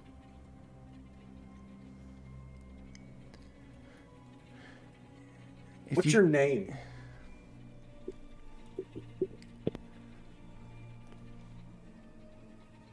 My name is Elias. Hi, Elias. I'm Hephaestus. Am I talking to a god? Are you about a god reaching out to me in my dreams? About as close to a god as you can get, my boy. Do I recognize this? Make a deception check. I'm not deceiving him. I'm telling the truth. He doesn't. No, you're not. Yes, I am. No, you're not. Make a deception check. I am the last. I am fucking the mortal. last remnants All right, of all Hephaestus right. on this I'll earth. make it I'll make it a not persuasion. closest I'll to make a God. persuasion check. Yeah. But that's far fetched as fuck. So make a charisma roll. Do something. A charisma roll? Well, I'll do a persuasion check. Watch me crit this bitch. Come on. 17. Yeah. Flash. Oh. 22. He goes, "Okay, if you're not a god, are you an angel? And why would you have the same name as your god? Isn't that kind of narcissistic?" He is kind of narcissistic, yes. Wow. So am I like some kind of like? I mean, like I know I look like a, I kind of don't look like a typical one, but am I gonna be some kind of like prophet or like holy avenger? Bro, you're an orb. The fuck I am. You're an orb. I'm alive. You're not. Oh boy. Just checking. Do I recognize this voice to be the same Elias What do you mean? from my bow? No, it's not the same voice. Okay. Have you ever heard of what the hell is the name of the town that we were in? What's our city's name again? It's been so long. Elengrad? Yeah. Have you ever heard of Elengrad? You hear like a And again, I'm not doing the reverberation here, but the voice sounds like ethereal and it's like echoey kind of thing. And he goes, I think Billy and his family went there when the volcano erupted. A lot of people, I guess I've heard of some people go there to get away from all the bad things that's happening, but That is correct. That is where we're from. Where do you live, Elias? I live You in. wouldn't happen to be a dwarf, would you? Oh no, God! I wish people would be a lot nicer to me if I was. But you live in dwarven lands. Yeah, I live in Val Heron. What are you?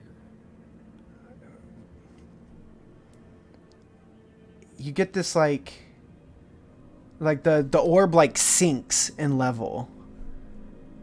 And he goes, well, they call me a lot of things, but I guess the common term would be a tiefling. Ah, But We have friends that are tieflings.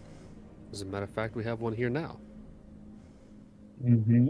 Hey, Franz, Yeah. say hello to Elias. He is a tiefling like you. Guten Tag, Herr Elias. you see the orb goes, you're a tiefling too? That I am. How did you die? Did he get you? I am still very much alive. No, you can't be, because you're in my dream. I'm not dead. Well, I'm not dead. I'm sleeping. Seems that none of us are dead. It doesn't have to be mutually exclusive. Like, we could all be alive. So as things get sort of more comfortable and like talking, the orb has sort of moved a little bit closer to you.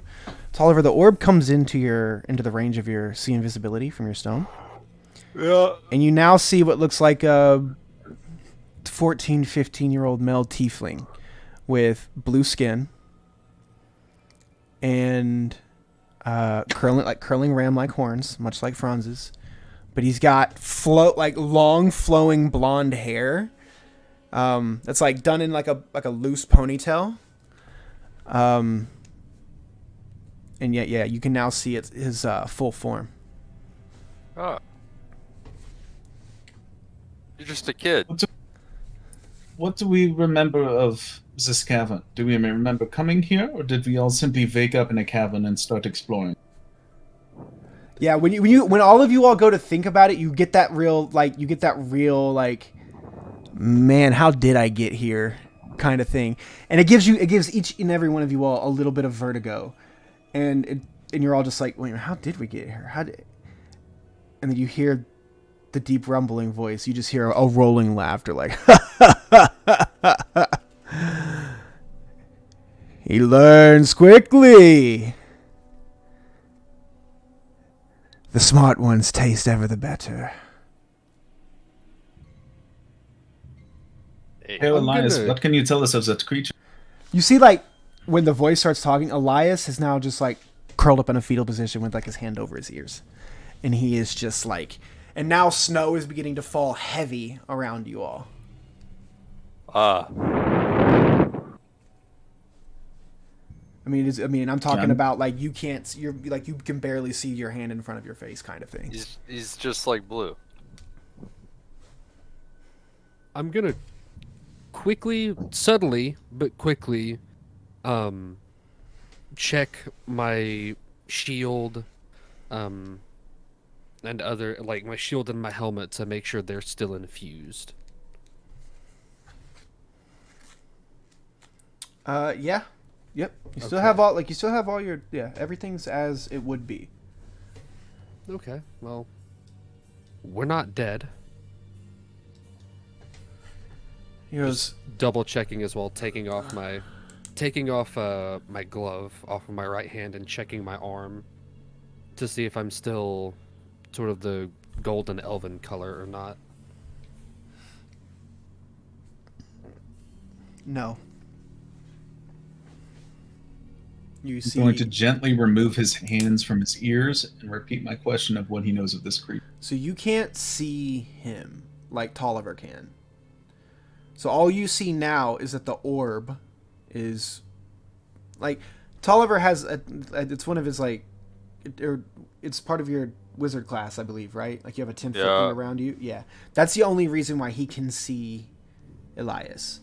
You are... Wait, did I really fuck around? Is Elias really the name of the male part of your bow? King? You're muted. Okay. Yeah, I believe so. I think it was Elias. I don't have my note for the shards in front of me, but I don't remember using that name before. I mean, hey, it's a name. But I could People also have just be names, I wrong. understand. Yeah, the not an first time. ancient primordial It's entity though. Elias. yeah. Okay. Well, I'll. There will be a hot fix somewhere down the line. Elijah. Yeah. My- Anyway. Yeah. So all you can see, Franz, is like that the orb is now just basically on the ground. Yeah, Tolliver, I'm going to need you to reach into the deepest parts of your empathetic self, and you must comfort this child. What do you mean? He's a teenager, by the way. Not like he's a going through puberty teenager. Well, he is still terrified, no? He's sleeping. He's probably like really comfortable. You see, like You after said he is sleeping? some time it goes by, and like he What brings is his hands down off of his ears and like looks up around. And he goes, "Is it stopped?" Yes, we must know much about this creature. No, I don't. Well, it's just that I come here whenever I sleep. Every It's- time? I thought you were dead. No, I'm No, he said he's I'm not. sleeping. Yeah, I thought you all were the dead ones. Sometimes I can talk to spirits when I'm sleeping because sometimes there are spirits here. Like especially when he kills someone. Usually Does I that can happen a lot?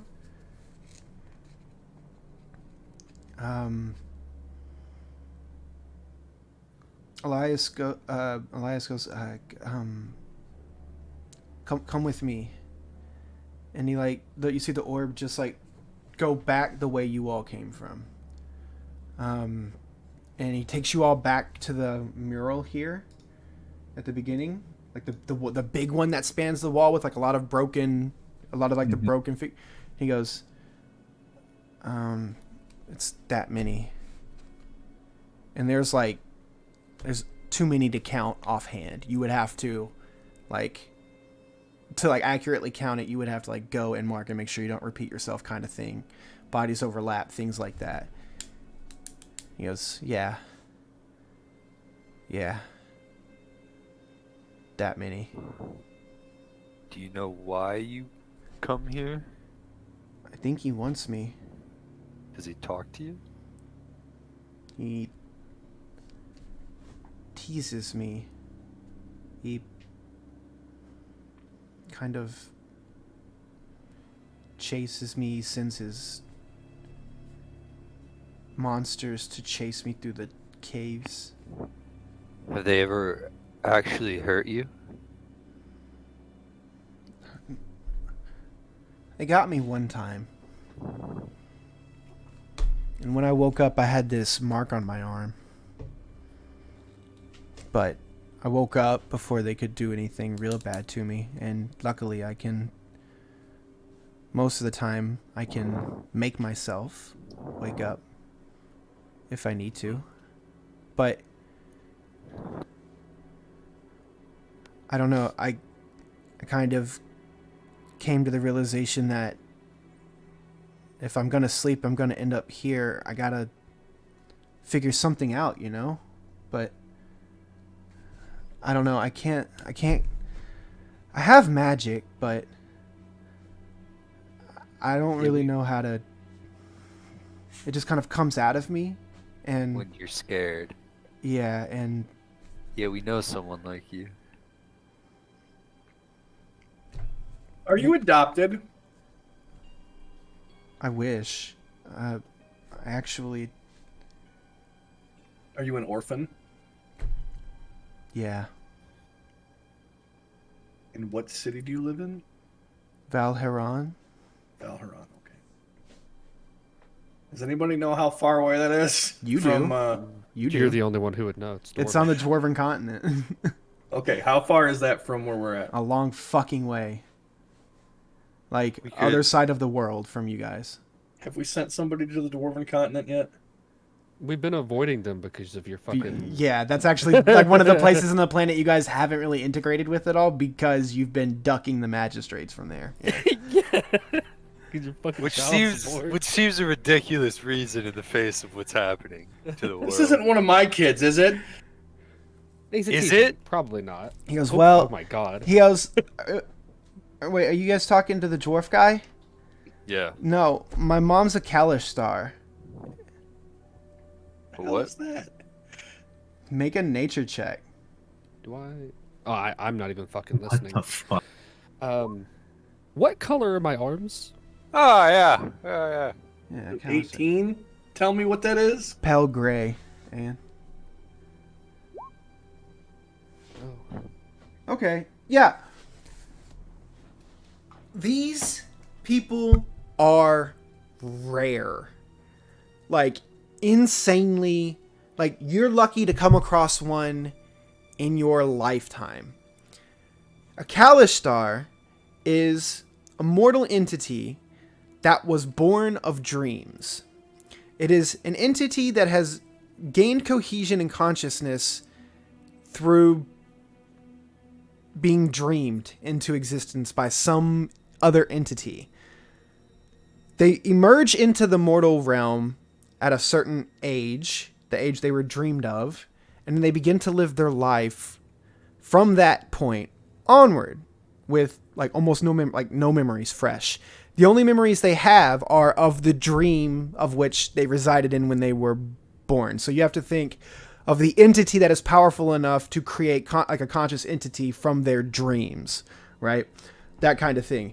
So Kalish stars are mortals, but they sort of teeter on the edge of the realm of dreams and mortal reality. So when they get closer to the realm of dreams, they, like, as in when they go to sleep, they can oftentimes and do often sort of phase over into, they become like basically become dream walkers or do astral projection into the dream realm. So this kid's a half tiefling, half Kalistar. Yeah, that's correct. Am I the only one that knows this, or does everybody who rolled an 18 know this? Does anyone who rolled a 15 or above? Okay. Of course I know this. Okay. Of course you do. Hey, Franz. Yeah. What do you think the odds that Blue and this kid share some sort of commonality? Blue's adopted. Don't all. Blue's not adopted. I thought she was. No, those are her parents. No, we all share a certain ancestry, but it could be quite different. Remember, I'll refresh you, because this was a long, long time ago. They actually told you the story how they were both at one point possessed by a demon, and that demon manipulated them both into birthing Blue, and from that unholy union from their possession, they were able to create a tiefling from two mortals, basically, from two humans. Oh, okay. I'm sorry. I thought she was adopted. No. She was Disregard. she was just made by two possessed humans fucking kind of thing. Yeah. Gotcha.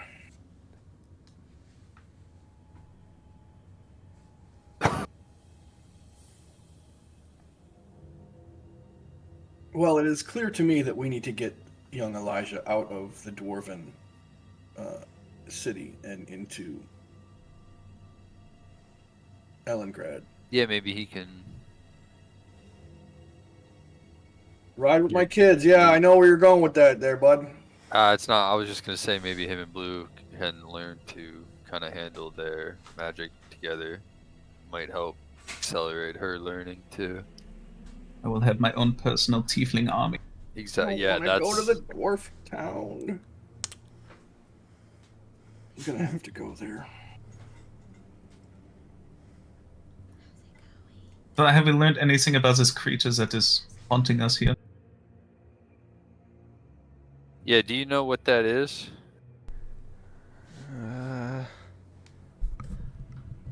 Would you say, Franz, it was big Well, and horned I and was just- carrying something? I just know what he calls himself to me. The Dream Render? Oh, well, that's dramatic.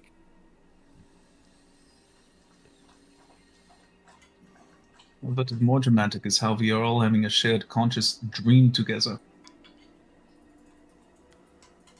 This Eh, is no. This is a very powerful creature, but we must find him. that's true.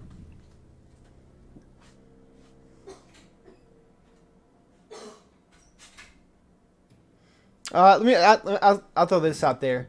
Anyone who's proficient in history or religion can make a check to see if they've ever heard or read of the Dream Render before.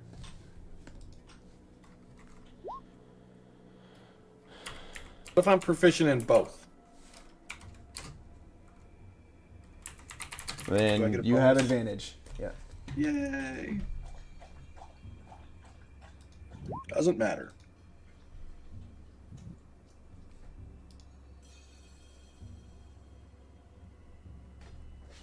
Okay.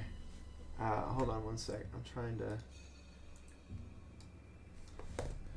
I gotta brush up on something real quick.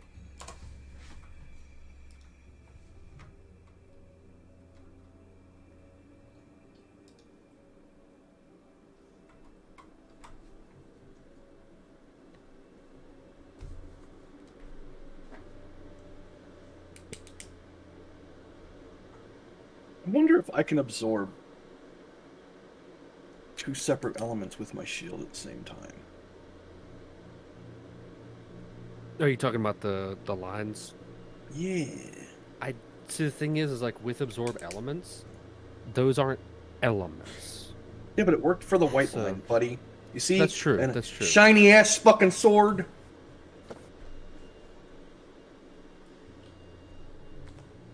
Or shield, I should say, Okay, not sword. so- There's a chance it could have worked because you're because So you're Festus cleric. doesn't, but Tolliver, you remember? Okay, so when all this sort of demonic bullshit went down, and you and Franz were doing a bunch of studying, trying to figure things out, you read into what they did have on the archdemon or the archdevil Mephistopheles, who had the closest likeness to Franz, being blue, and so on and so forth. You read up on Cania, which is the realm in hell that he presides over, and it being where the permafrost comes from, and the origin of he's the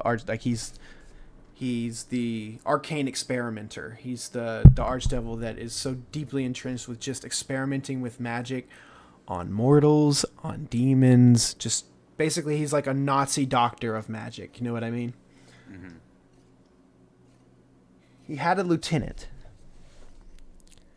His most very trusted right-hand man, the Duke Pitfiend of the layer of hell titled Cania, and his name was Hutijin, the Render of Dreams. And the Render of Dreams had a multiple connotation thing to it. Hutijin is spelled Hutijin.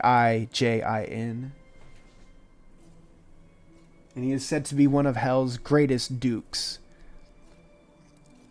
He's strong enough that if he wanted to, he could be an archdevil himself if he really wanted to.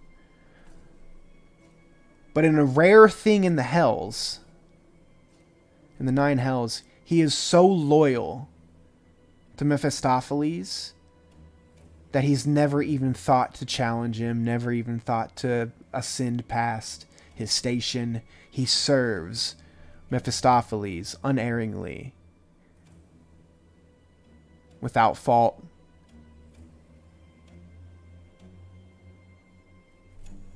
That's about as much as you know. So that's what we're dealing with.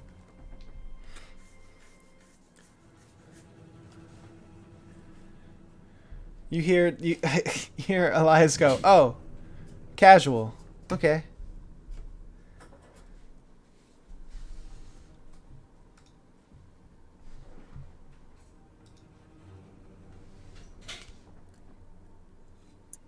Well, where might we find this creature?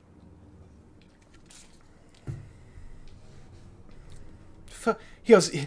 Elias goes. You think I'm looking for him? Well, Just trying to stay the fuck out of the way, man. I think you may have a better idea than we will. This is our first time in the cabin. we are looking for I've only been able to go this far. There's there's things blocking the path deeper into the cave, and I don't really know how to get through it. So I've just been Could you take us there? No, cause I don't want to die. Can you point us in the direction? You see, points down to the southwest, so this way. Well, listen. We are going to press on and see if we can find stream render guy. Seems like kind of our only option. I mean, I don't really know how to get out of here otherwise. Dreams end. I don't know if we're gonna get kicked out when you wake up or what, but either way, beyond that, if we do make it out of here and we can find you, would you want to come live in Ellengrad? We have another young tiefling that pretty much has the exact same thing going on. I don't know if she gets sucked into dreams, but she has the same magic as you and kind of triggers when she gets threatened. Maybe we can help you control it better. Make a persuasion check with advantage. Oh, proficient. 22. My man. Elias goes, you know what? If you could get this dream to end and I never have it again, I'd do just about anything you wanted me to, man. As long as I can remember, I get pulled in here every single night, chased and tormented. Yeah. Yeah, you get me out of here, you get this to stop. Yeah. I'll come to Ellengrad. Gladly.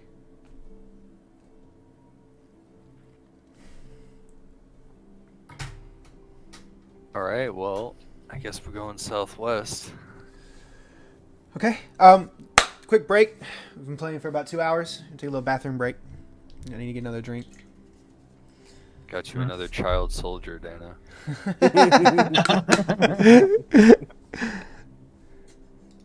So, if you all recall, one of the things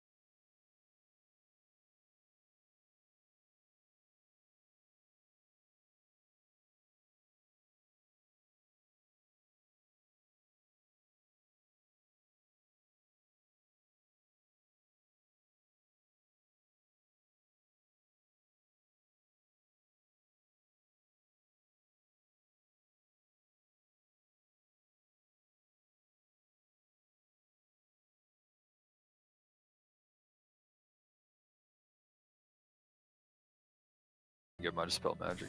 Fucking kick the stream sound back on. I'm a pro streamer. Go. All right. Jesus. So here we go. Live.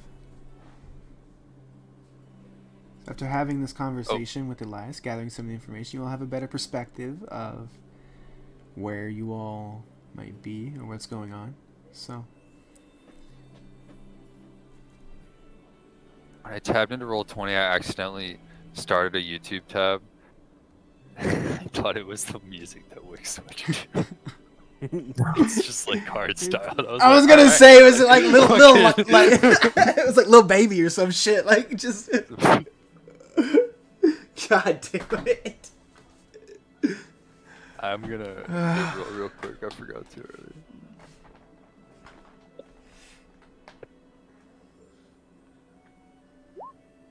Wait, whoops.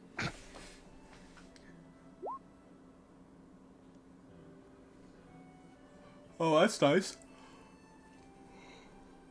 That's a banger. Oof. Okay, nice. 1-3. The one was an accident roll. Oh, I was gonna let you I have did it. the run D20. No, you see what I mean? Like I literally, I it do. couldn't have been anything but one. Yeah, I do. but 3 is just as good, honestly. For sure. Almost. Yeah.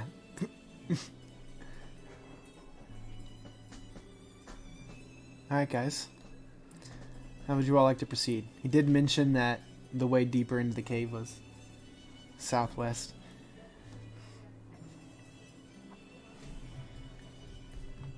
Well, it's Ghost Bag. Yeah, no, I meant I wanted to do something in game. Oh, Yeah. Oh, well, Yeah, yeah. what do you What would you like? got- Yeah. Bastion, do you think it would be possible for me to absorb a second element at the same time while holding this one?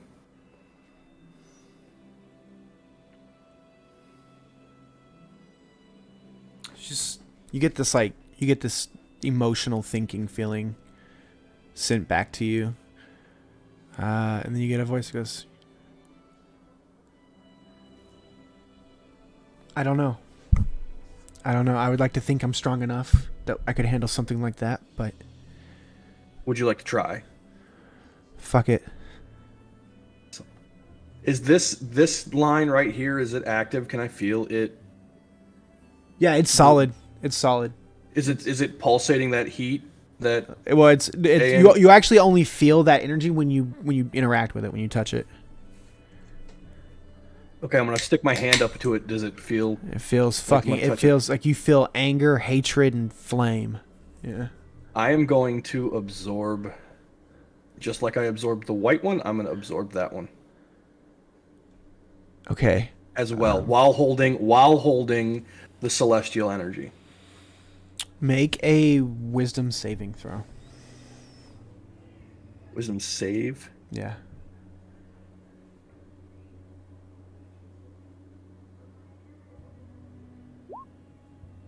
Okay. So you reach out, concentrating very hard, after communicating the idea with Bastion of wanting to retain both energies. You reach in, you present the shield, and you reach into the beam of energy, and you absorb. You feel immediately the celestial energy wanting to explode outward from the shield. And what you all see around you all is a stylized angel, like eagle style angel wing shoots out from the left side of his shield. Like it's like 5 feet long, and it just extends all the way out. As you concentrate and you take in the black energy, you see the other side of your shield a black version of the same stylized wing, but it's missing some feathers, and the feathers sort of burst off of it and fall down, and it looks a little bit more decayed. You see that they're both extended from the shield, and you focus, and then you see the bright orange sparks that usually stylize your magic just begin erupting out of the shield and encasing the wings, and it pulls. You see the energy physically pull the wings back into the shield. As it sort of stops, and you see now you've got the outside of your shield is now taken on on the left hand side a style like around the curve of the shield, is like the angel wing, and like coming from, and it's like curved up towards one side. So like if you're looking at the shield, like the wing on the left hand side like goes and it points upward. The black wing kind of goes down the other way. So I'm just gonna say for simplicity's sake, your shield is sort of turned into this like kite-like version of a yin and yang symbol.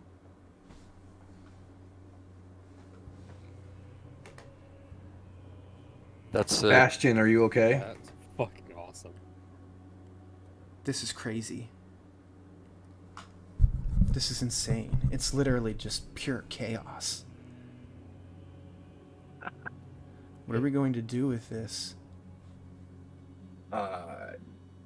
Kill a Dreamwalker. Cool. You might want to do it. Can you hold? You might. Can I you don't, hold it? I don't know. I don't know how long. I don't know. It feels so insane.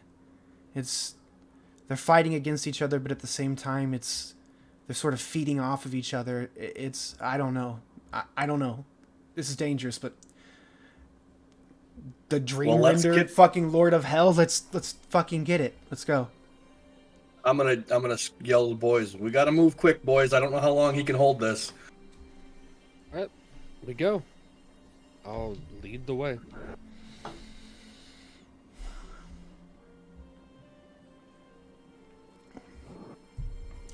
All right.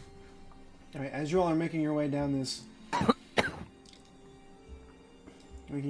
hallway, and like you duck under the line, and you move down. And as soon as you get to that corner, as you all are moving down, Tolliver, your spider senses tingle from your feet. Yeah. And then at the same time, you're like, what the fuck, wait. Ian, this is a surprise attack against you. I cannot be surprise attacked. Oh, you can't be surprise attack? Okay, so it's just a... Nope. Alright, so then it's roll for initiative, everybody. I do have, I did this before, like right before I left. I have a Helm of Awareness infusion now. Okay. So I basically have his feet as well. Just, it's a slot. God damn, dude. Come on. I had fucking advantage. Okay. Oh, did mine not send? We're gonna do this. No, We're you're- gonna do this real fast. critted, Ryan. bud. You critted. You literally Yeah, okay. critted on the Yeah, initiative. gave me a- they did good. It gave me a fucking message saying it didn't fucking. Oh, that's because we don't have a. It has to be a specific Oh, thing. that- Oh my Right. Yeah, god. yeah, yeah. What are we quitting? I had fucking Witty- advantage. Witty gwitty. All right. So 25 to 20. Bronze. What's this thing's initiative? Oh shit. All right. 2015. I am 15. So I'll roll a d6.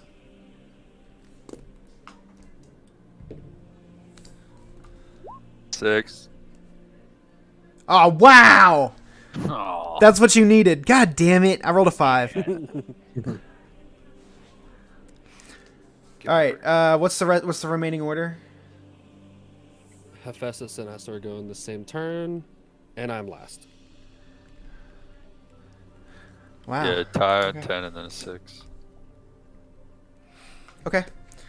All right, Franz, you're first up. What you see is just in time for a giant flaming maul to come streaking across just in front of Ayan. You see Ayan, you just managed to get, like, you duck and you shove your shield up underneath, like, the thing's arm, and you just deflect the route of the hammer as this burning maul slams into the fucking side of the cavern.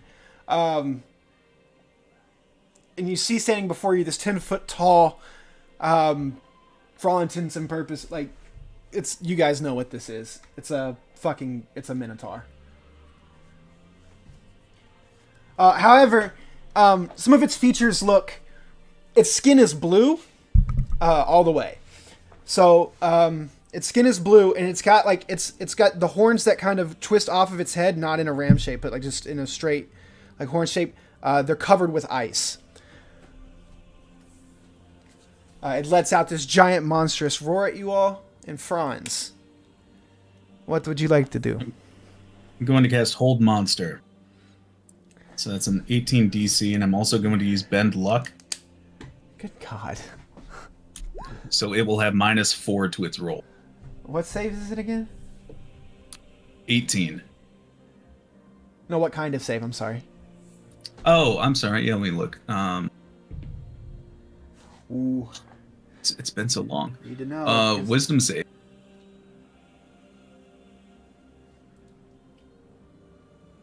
Okay. So, it rolled a 19 total. However, you subtract the 4. It's a 15. So it is now held? Correct. Correct. It's now considered paralyzed. Awesome. Dope. Sweet. Tolliver? What's happening? The creature is paralyzed. You may do as you wish. If I hit it, is it gonna break it? Let's see. No. At the end of each of its turn, the target make. No, yeah, it doesn't say Yeah. anything about that. It Yeah. has to pass the fucking. It's higher than hold person, so that makes sense. So we can just I wail on the bitch. Yeah. Oh, you're right. That's not even for hold person. All right. I will. This. I don't even think I can fucking get to it. What I can do is I will send out my familiar. Oh, I forgot to mention to you all. Sorry, but I should have said this before combat. The squares are set for 10-foot increments because this thing's actually huge. This whole cavern's fucking gigantic. So for me to do it in a reasonable size and it not fuck with loading in Roll20, I had to scale the squares to be 10 foot. So just keep that in mind. Those of you who move 25 feet per fucking stubby legs, will figure it out. I'll probably like round up or round out, and we'll see. Okay. I'm gonna send out my familiar, and with its 60 feet of movement, should be able to reach him. And I'm just gonna land on him and cast Shocking Grasp. I don't think I can get in there and do any range shit, anyways. It's gonna be an 11, so that's probably not. Well, it's paralyzed. It's hell. Oh, Bro. that's Yeah, right. No, it hits. 25. Okay, cool. 12 lightning. 12 Yeah, like this bitch is fucked.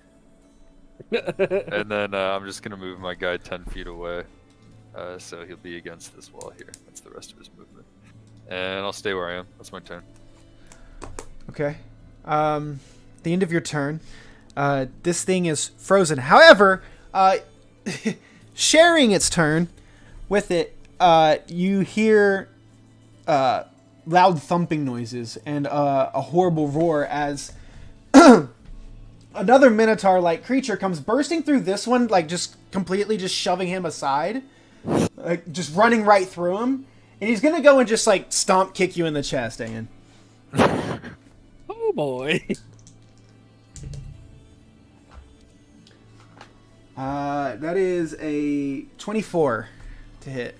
Fuck, that hits. Yeah. I need you to make a strength saving throw because he's like Spartying you back into the fucking group. Yeah, can do. Flash. 18. 18, yeah.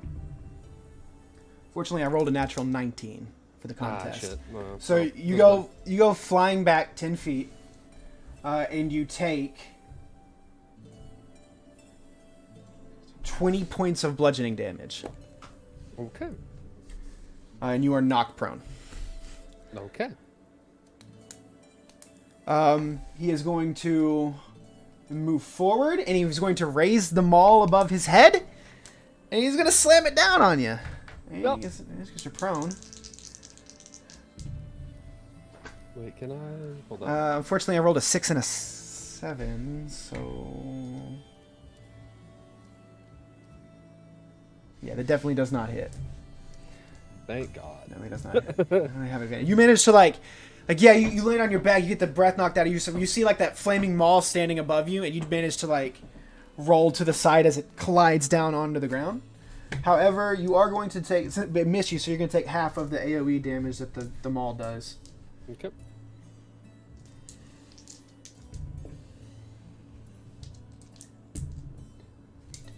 16 total, so you take 8 points of fire damage. Oh, I'll take 4 of that. Thank you. Fair enough. As the fire erupts from the maul as it slams into the ground. Yeah, that's the... Oh, he's gonna make a save at the end of his turn. Natural 20. So at the end of the other Minotaur's turn, he shakes off the hold monster. Hephaestus. You're now staring down the barrel of 2 Minotaurs. 2 frozen Minotaurs. Like these, like they're... I know I keep saying they have like a fiery maw, and like they look like that, but just picture in your mind's eye that they're blue and their horns are covered in ice. For thematics. Okay, so they're frost minotaurs, They're huh? frost Minotaurs, yes. Where is that? Fun little... How many of these? I only got one. Shit. Oh, I need to change the music. Sorry, the atmosphere is fucked.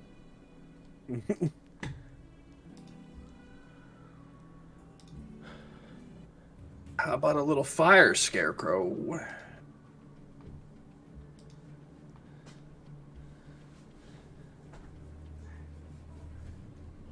First of all, is absorb elements is not a concentration, is it? For the purposes of what's going on with you, definitely not. Yeah, it's not it. Okay, fair enough. Either way, yeah. I'm gonna check in on Bastion. Bastion, you doing okay? I don't want to use it on these 2 idiots. I'd rather get it on the bad dude. Yeah, obviously, duh. Okay. We'll go with Flame Strike Fair enough. on dummy here, the one on the left. Okay. What does it do again? I'm not super duper familiar with Flame. I know it's like the big holy or like holy smiting spell. It does 41 damage. He's got to do a dex save and beat a 17. What's the area of effect on that? 10 feet. You can hit them both. Okay, well then fuck them both. Oh, well the one is Yeah. the one is prone. So He doesn't get to choose. yeah, Wait, he's well, yeah, because he threw that Minotaur to the ground. Like at the end of his turn, he got out of the hold, but he hasn't had a chance to stand up yet. Ah. Yeah, so he's kind of fucked. But the other one,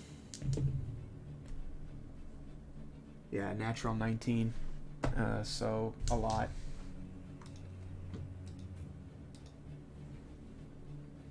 Actually, no, it's just 19. What's your DC?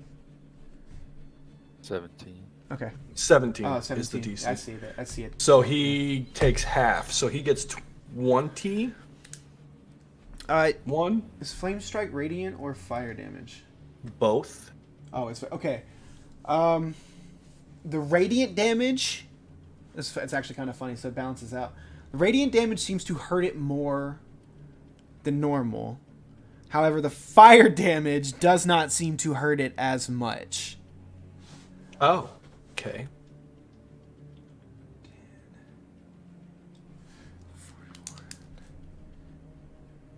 Well, that's actually a pretty.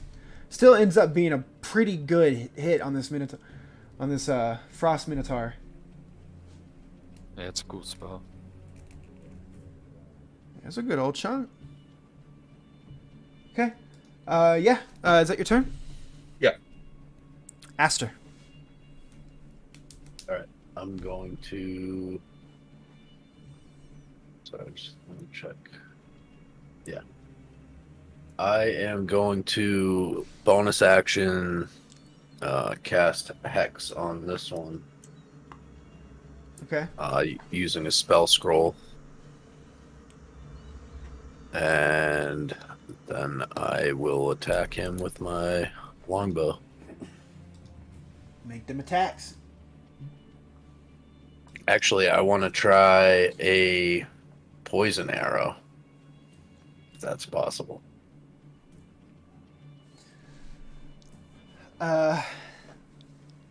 It's Okay. fine if it's not. No. Yeah. So you're just like. Okay, I got you. Yeah, go ahead and make your attack.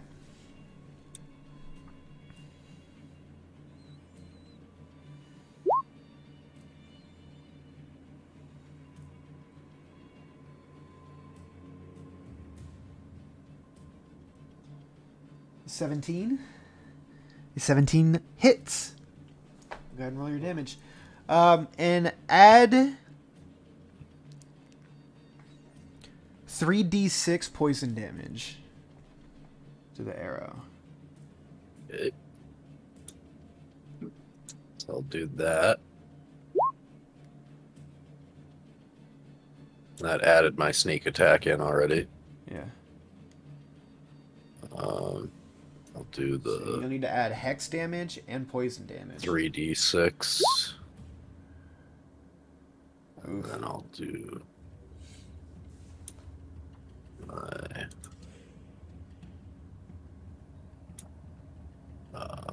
sorry, No, you're good. I'm looking up the hex It's damage. 1d. I believe it's 1d6. Yeah. 4, so 10, 29. 29 total points of damage.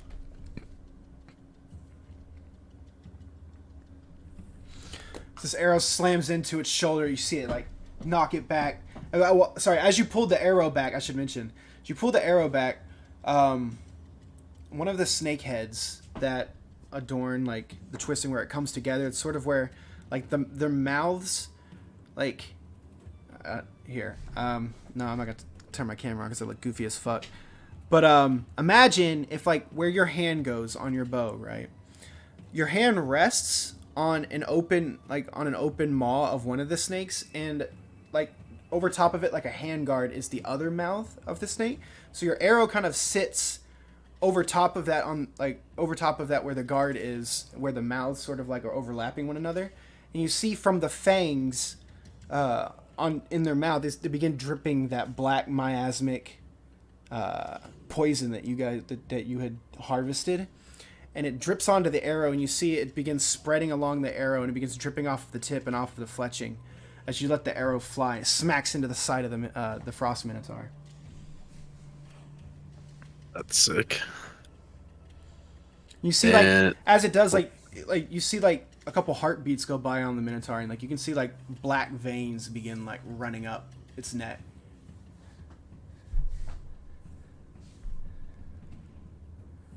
But I don't know. Did we put like a limit on how many times I can do that? You know, you'll find out. You haven't figured it out yet. I'm gonna try and hit him with another shot with the poison arrow. Okay. Roll to hit. That hits. Roll the damage.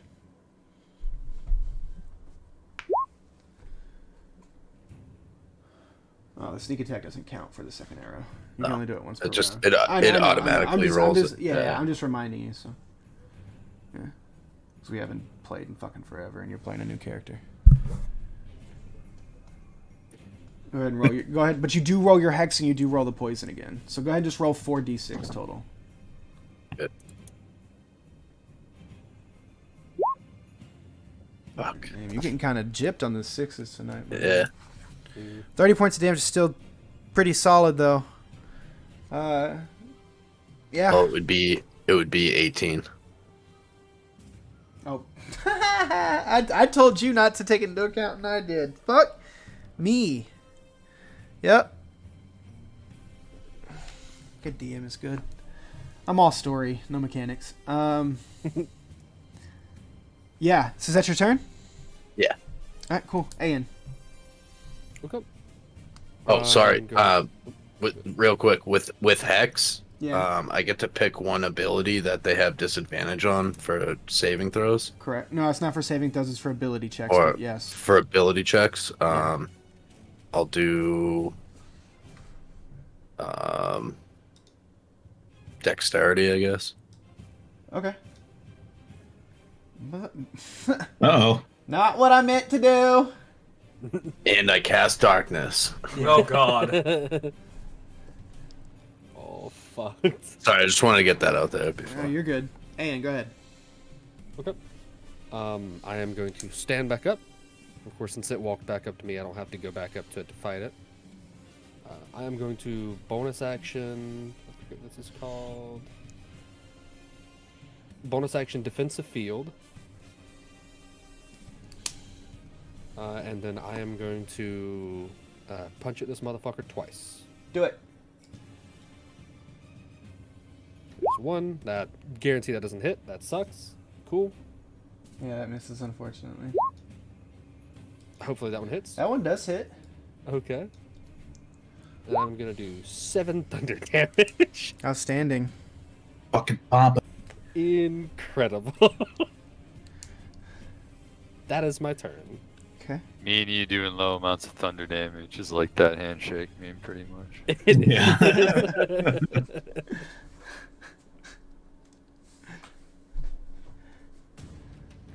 All right, so top of the order to you, Franz. There you All go. right, I'm going to move this way, and I'm going to cast Fireball at 3rd level here. So that should hit both. It does.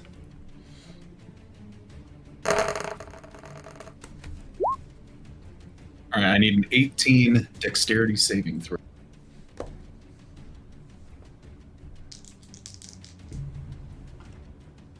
With a dexterity save modifier of a whopping +0.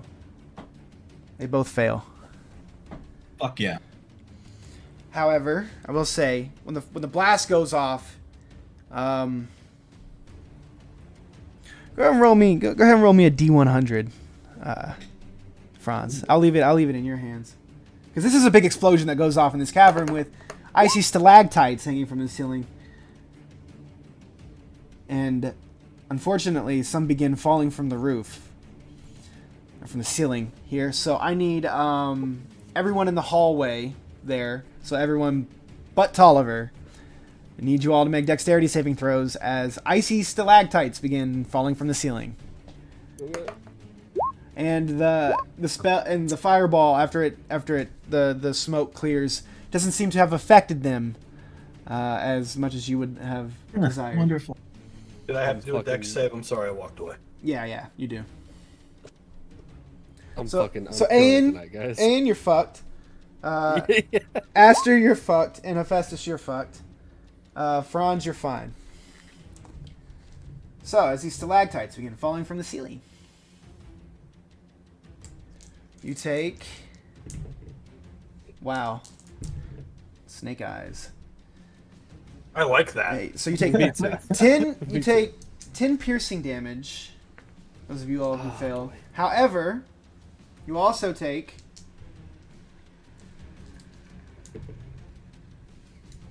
God damn it. Fates are having mercy on you all. 21 frost damage is when you get sliced or cut by these falling... They're icicles of permafrost. So as they make contact with your skin, they freeze you as they cut through you. You said 21? 21 points of... 3 on that. frost Yeah, damage. I'm using absorb elements on that Okay, very well.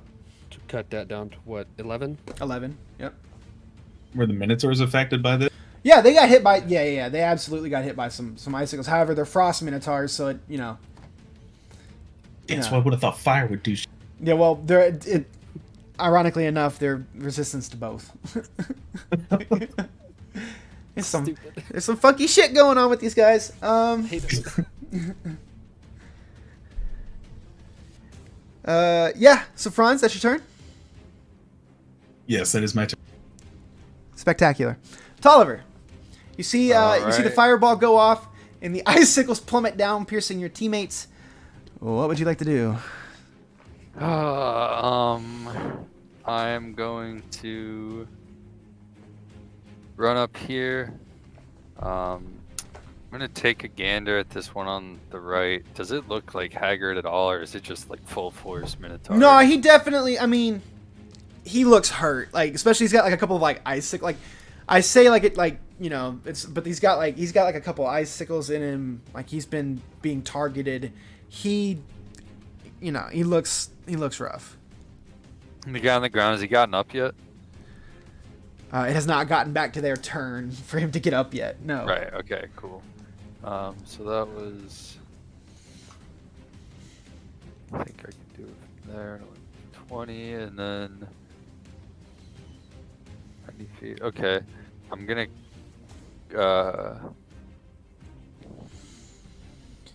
centered there so it doesn't reach Aeon, but will hit both Minotaurs. I'm gonna cast Edvard's Black Tentacles. Okay. As I'm sorry, go ahead. What does that spell do again? So basically, in a 20-foot square on that ground, these tentacles are gonna rise up through the stone and grab hold of the Minotaurs. Okay. Please it's- tell me that the phrase you use is "release the Kraken." It's just some tentacles, and It's more like Bukkake or what? Sorry. so it's ahead. like Spirit Guardians, where it's gonna affect them on the start of their turn. Okay. So it's not gonna like affect them now. But the DCs in the chat and the damage, I think I just roll the damage each time they do it. So But it just... at the end of your turn, Oh, sorry, I thought I put it. or no, sorry, not at the end of your turn. As a reaction to the casting of your spell, you all hear an echoing like finger snap, and you hear the snap and it like echoes throughout the hallway. Black and white energy swirls up around Tolliver. Tolliver, it's gonna take a second, but I need you to pull up the wild magic table, and I need you to roll on the wild magic table. Is it a D100? I I believe got so. it pulled up. Yeah. Okay. Alright, sick. I got it pulled up as well.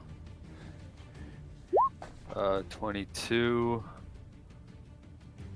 Creatures have Beard disadvantage feather? on saving throws against the next spell you cast in the next minute that involves a saving throw.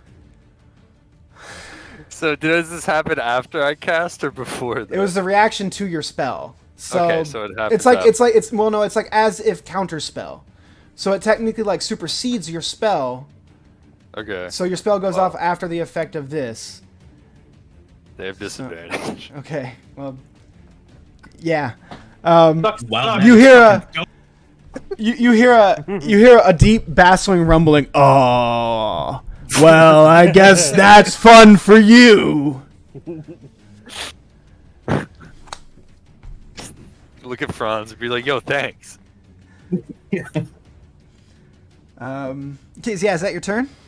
Okay, so I'm gonna do that. It's sitting there in the 20-foot radius. It's a concentration spell, and then I'm gonna use the last 10 feet of movement just to move past there, and that'll be my turn. Okay, it's their turn. I rolled a Another 1. big I rolled a 1 and a 3. All right. They take 10 bludgeoning, and they are. I think it's just restrained. Okay, so that Minotaur can't get up now. Because Yeah. because it's being held down by tentacles. And it can Is use he unparalyzed? Yes, he's unparalyzed. A creature restrained by the tentacles can use its action to make the strength or dex check against the spell save DC to get out. Okay, so that'll be its turn. Well, I'll do its turn first. Then it is gonna it's gonna use its action to make the strength check to try and get out of the stuff. Oh.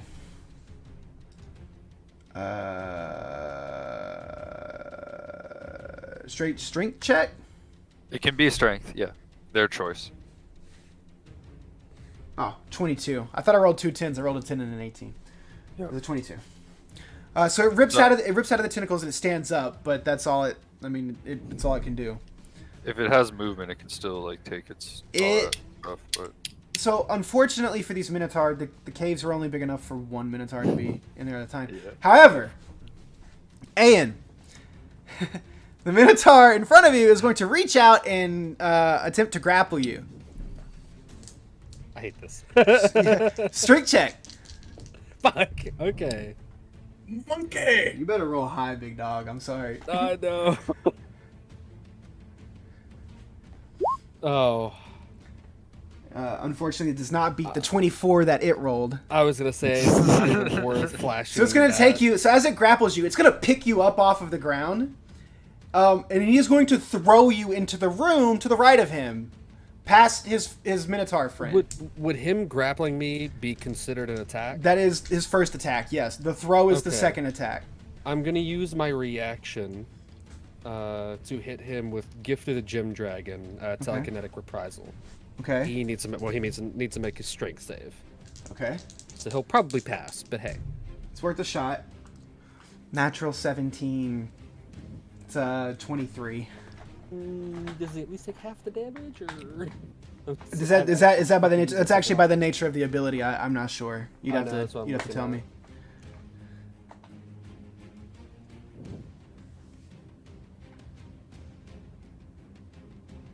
On a failed save, the creature takes the full damage. Oh no, yeah. Successful save, the creature takes half as much. Okay, so 6 points of damage.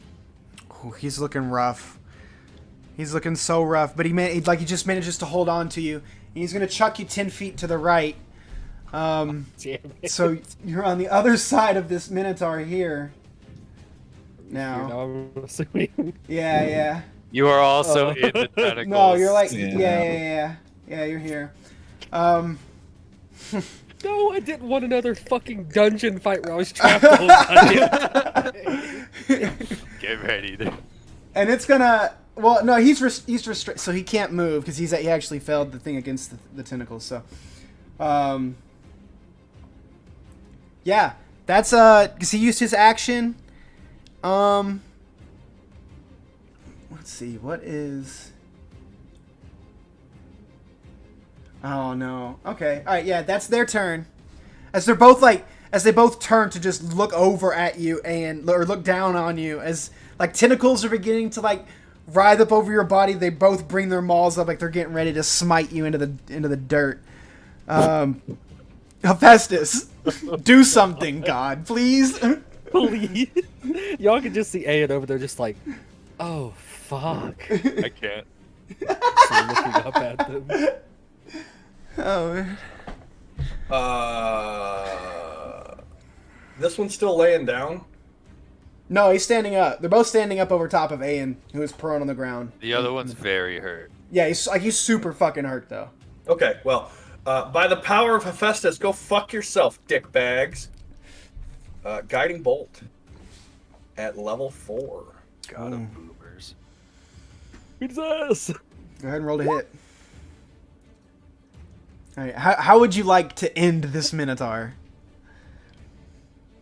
The Guiding Bolt shoots out. As he's roaring into his mouth, he swallows it and explodes. Beautiful. The guiding bolt, as it releases from your shield, which is usually your focus, it's this instead of this like sparking orange, it's orange mixed with white and black as it goes twisting through the air, and it hits, and as it goes into the Minotaur's mouth and it swallows it, it like looks at you, and he goes to roar, and as he roars, you see the black, white, and orange energy shoot out from its mouth and erupt and just burst him apart. And that's it. That's that for that one. He just bursts into a million pieces. Yeah. I'm gonna look over my shoulder and go, it must have been something he ate. Aster, you have disadvantage on your next attack for hearing that. Go ahead. It's your turn. No, I'm kidding. Oh, that's so You don't. bullshit. You don't. Go ahead. It's your turn though, Aster. Go ahead. That's the Festus. You have I think you have a bonus action and some movement if you want it. Sorry. Yeah, I'm sorry. I'll do my movement so I can go there, right? Yeah. Yeah, you Can can I get do that. there? I think. Yeah. And then that was a spell, so I can't do anything else.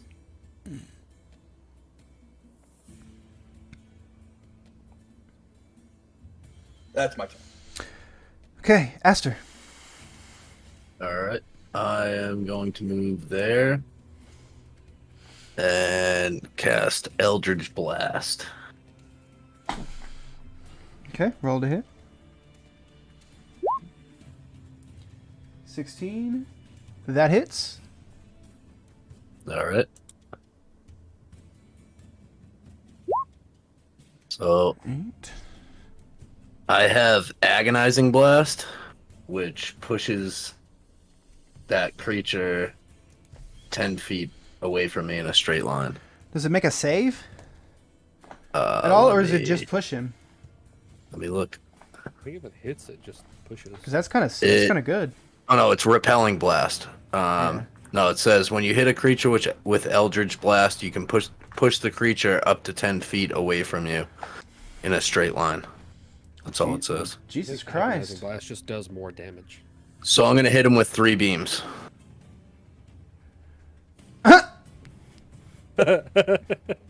Yeah, roll your next 2. Okay. That misses, I'm Misses. guessing. Yeah. That hits. And on that contact, it pushes him back and slams him into the column that was here. And as you guys are like looking into this, I'll just go ahead and reveal this area here.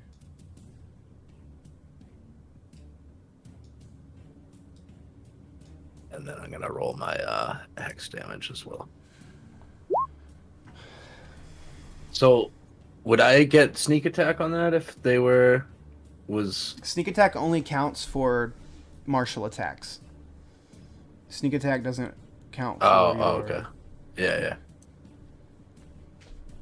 No spells at all, right? None. Okay. Let's see if I can do anything. Bonus action was. I am going to. All right. Now that. No, I'm done. Sorry. Okay, no worries. Ian. I'm gonna stand up. No, you're gonna make a saving throw. Fuck. I'm gonna make a strength save. Was it? Dex. Strength or dex. Dex. Yeah, strength or dex. No, it's you I'm- make Dex for saving, and then you can do either one to break out. okay, gotcha. Yeah. Yeah. Fucking- Dex. And then since you're prone, you have disadvantage, I believe. Well, the disadvantage not very Yes. nice. Okay, so you are restrained by the tentacles. What can I do? Let's see.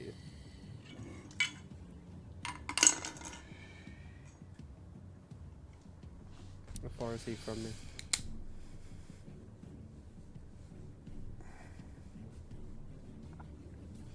I'm just gonna bonus action defensive field and just lay down. You can use your action to try to break out if you're not using it for anything else. Okay, I'll bonus action defensive Strength field or Dex. and then I'll try to do a strength save. Is it a save or a check? Either way. Is it a save? Either way, I rolled a natural one. Yeah. It's a check, but But- yeah. Yeah. Check. Okay. Well, then that's a 5 instead of a 6. Okay, and does he take damage from being? I think it's actually it says a creature that's. Oh no, it is. Yeah, it's 3d6. Sorry. Yep.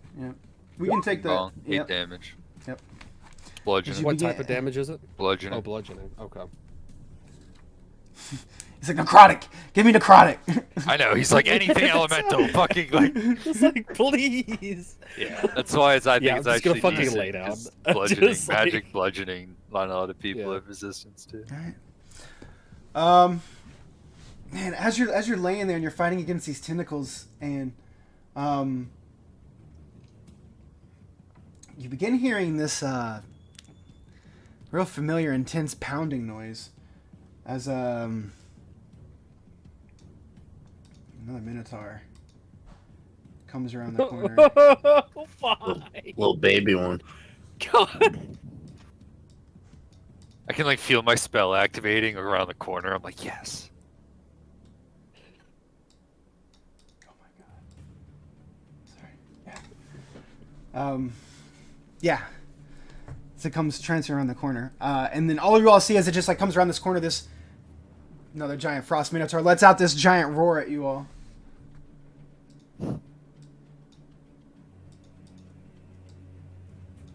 Oh my god, give me a reveal area, please. Okay. Alrighty then. Top of the order to you, Franz. Eldritch Blast on this one here. Okie doke. The hit. That hits.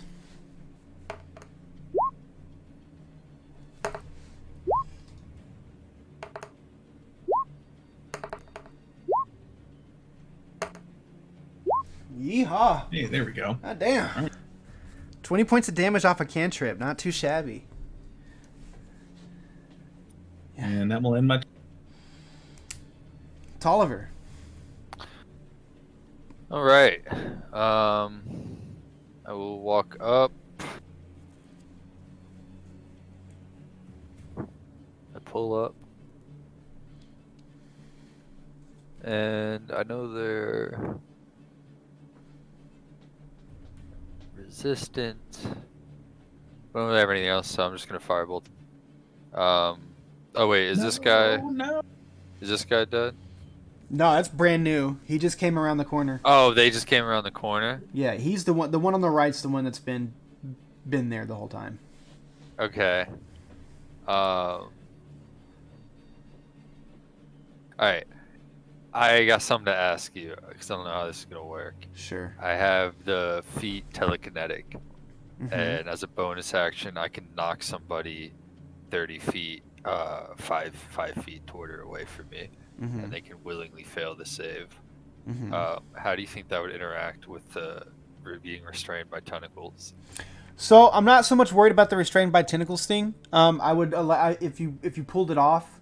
I would probably do it. Well, it's your own spell, so like, if you're gonna use your bonus action to do that, I would, through your magic telekinesis, it's you. I would allow the maneuver to be pulled off. The only drawback here is It's not going to knock him out of it. Anyways, that's you what I'm looking at you right just have to first realistically communicate the idea to him, like in game. now. Gotcha. Yeah. For Okay. him to auto. Otherwise, he won't know. Either you know what I way, mean? it knocks him 5 feet. I don't think he's pretty much dead in the center of it. Like he's like on the tile that I cast it on. Mm-hmm. So it's not gonna work anyways. Sorry. Just cancel the spell. Yeah, I know. That's what I'm gonna have to do. It would have been nice for the other Minotaur to leave it up and like get him out of it. Alright, so I will walk up, I will see Aeon trapped and drop concentration on Edward's tentacles. And then I'm going to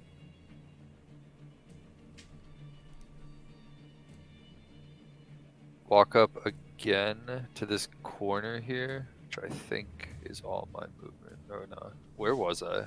Here or here? You were one space below. Yes. Okay, solid. I'm gonna cast slow on both of the Minotaurs. Okay. What is the save? It's Wisdom saving throw DC 18. Sorry, that took forever to get out. Oh, you're good. One most definitely fails. The other one's a natural 20 on. Okay, so the second one we'll do left to. Well, actually, you know what? You tell me which one you want to have, because I didn't. I'd rather the new one fail. You'd rather the new one fail? Okay, so the new one is closer slow. to Aeon. Sure. Yeah. Okay, so -2 to AC, can't use reactions, and can only use one attack on their turn and half movement. Word. That's all my movement as well. My bird is still. No one hit my bird, right? I didn't hear, so I'm just gonna have him move out. Fly over here, give advantage to this guy, fly 10 feet, end on the wall there. That'll be my turn. Okay. End of your turn. It is now their turn.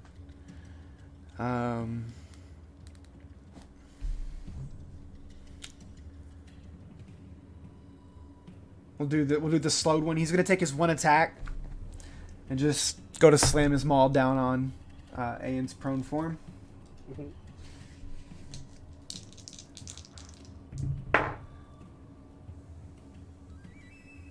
That is a 19 to hit. That does not hit. Okay. You actually like bring your arms up in front of you, and the shield forms as you make as it makes contact, and you completely just like it kind of like shoves your body into the dirt a little bit, but you don't take any damage. Let's see. Let's get creative here.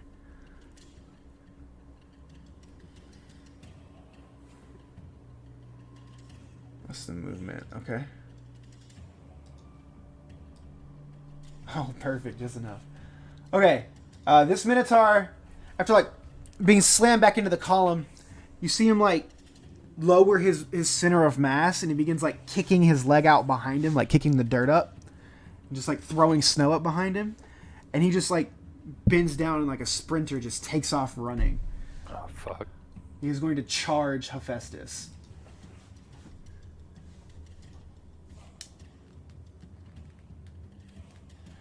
Can I use a reaction to duck? No. It's not a But thing. I'm That is short, not- that's and not, he's huge. That's not a thing. He lowered his center of gravity. Still Is it smaller than Charging him. bull. Okay. It's a 22 to hit. So he actually he's like as he's going, he digs his hand into the dirt, and he's actually aiming at you, like he's like dive bombing you from his height, leading with his horns, and the horns are gonna when they make contact with you, Jesus Christ, does it hurt? You feel the icy horns, the horns covered in permafrost, pierce in to your shoulders. You try to like turn and take the charge on your side, but the horns gore you, and they dig into your shoulder. You feel searing, like cold, so cold that it feels like it's burning. You get shoved back as he drives you into the wall.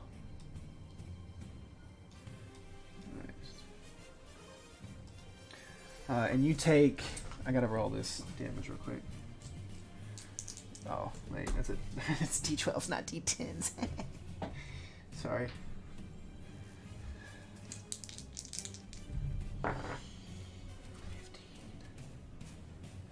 You take 15 piercing damage from the horns.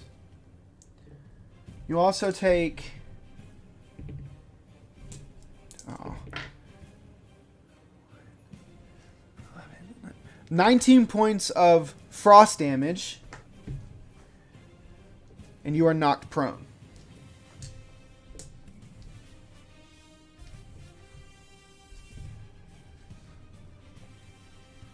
Okay.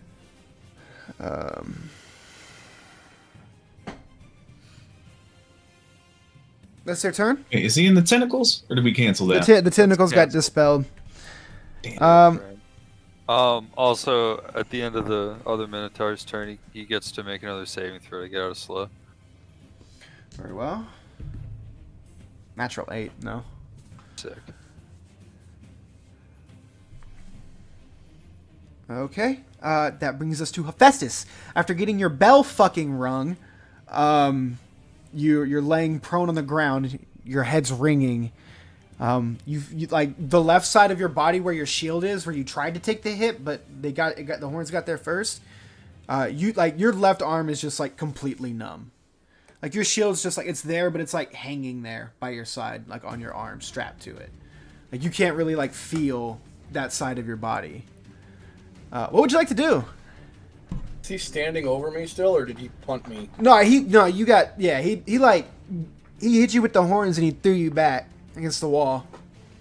So he's technically like 10 feet away from you. I'm on the ground, right? Correct. So with half your body being numb, you lose half your movement there. And then like standing up costs half your movement, so you'd have like 5 Is it feet. an action or a bonus action to move to get up? No, it just takes half your movement to stand up. So you're already halved, so you're at like you'd have like 5 feet of movement when you stood up. Oh, Which isn't even like a tile on our scale. Yeah, I'm not planning on moving. That's fine. Okay.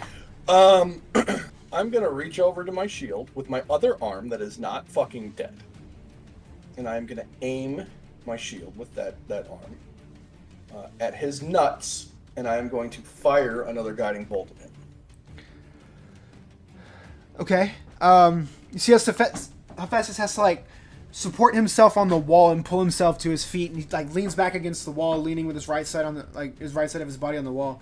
Unstraps his shield, gets it, shoves it into the ground, gets his hands into the strap as he's leaning back against the wall, pulls the shield up.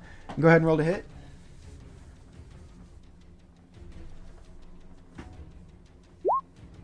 $21 hit, That'll do it. 25. 25 radiant damage. Okay. At his balls. As it slams into his lower midsection,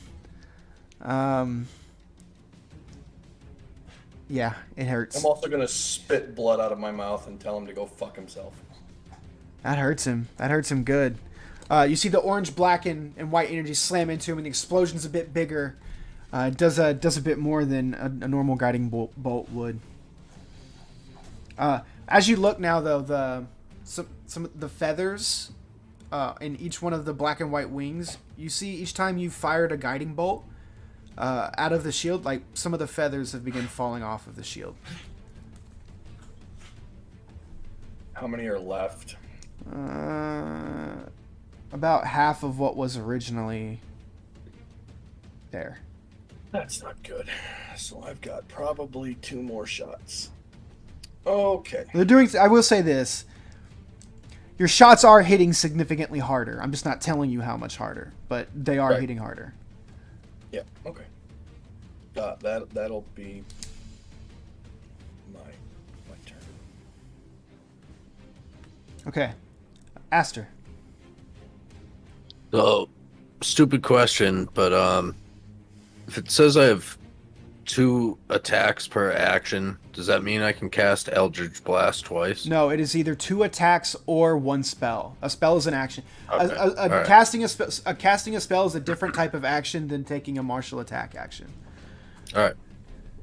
I am going to Eldritch Blast. I'm gonna do 2 beams at this one, and 1 at this one. All right, let's take care of the 2 beams first. That one hits.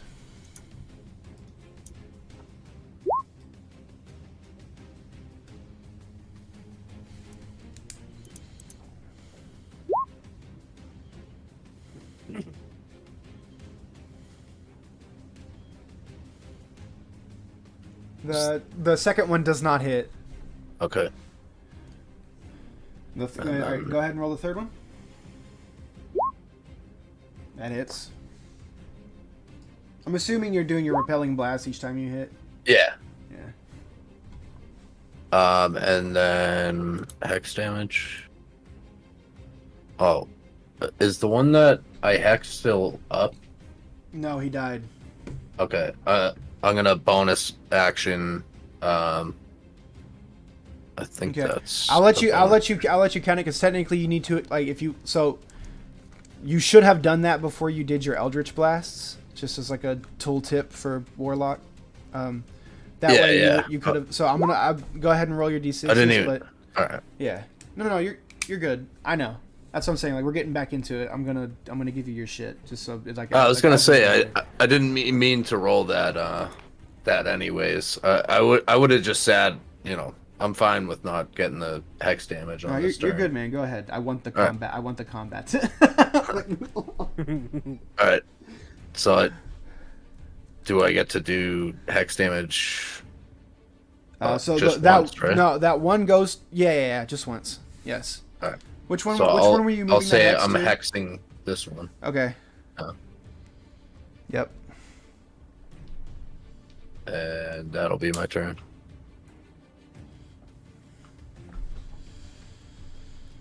Okay. Aeon. Get up. I am going to get up. I'm going to walk right up here with everybody. And I'm going to. Let's forget exactly what my bonus action economy is like.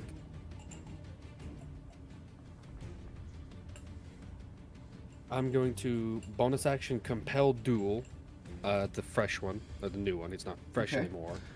So that's a wisdom save of 17. At the casting of your spell, as a reaction, I need you to roll on the wild magic table, please. Yep. As you hear a voice bellow out through the caverns, the pretender to power plays at magic. Snaps his and you hear the snapping of the fingers. 12. Wild table. Yep. Roll a d10. Your height changes by a number of inches equal to the roll. If the roll is odd, you shrink. If the roll is even, you grow. Okay. So you become 4 inches taller. Okay. All right. Yeah. I guess that's better than the Fucking altar. love that. Oh man. Incredible. He goes. No, you're about average. Damn.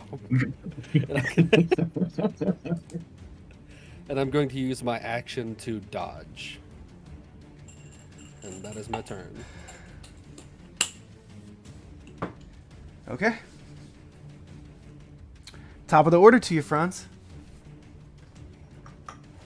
All right. Unfortunately, I'm going to have to Eldritch Blast this guy again. Okay. Look at you all conserving your spell economy. Look at you. Tides of Chaos. Okay. With Tides of Chaos, I need you to roll on the wild magic table. Yeah, will do.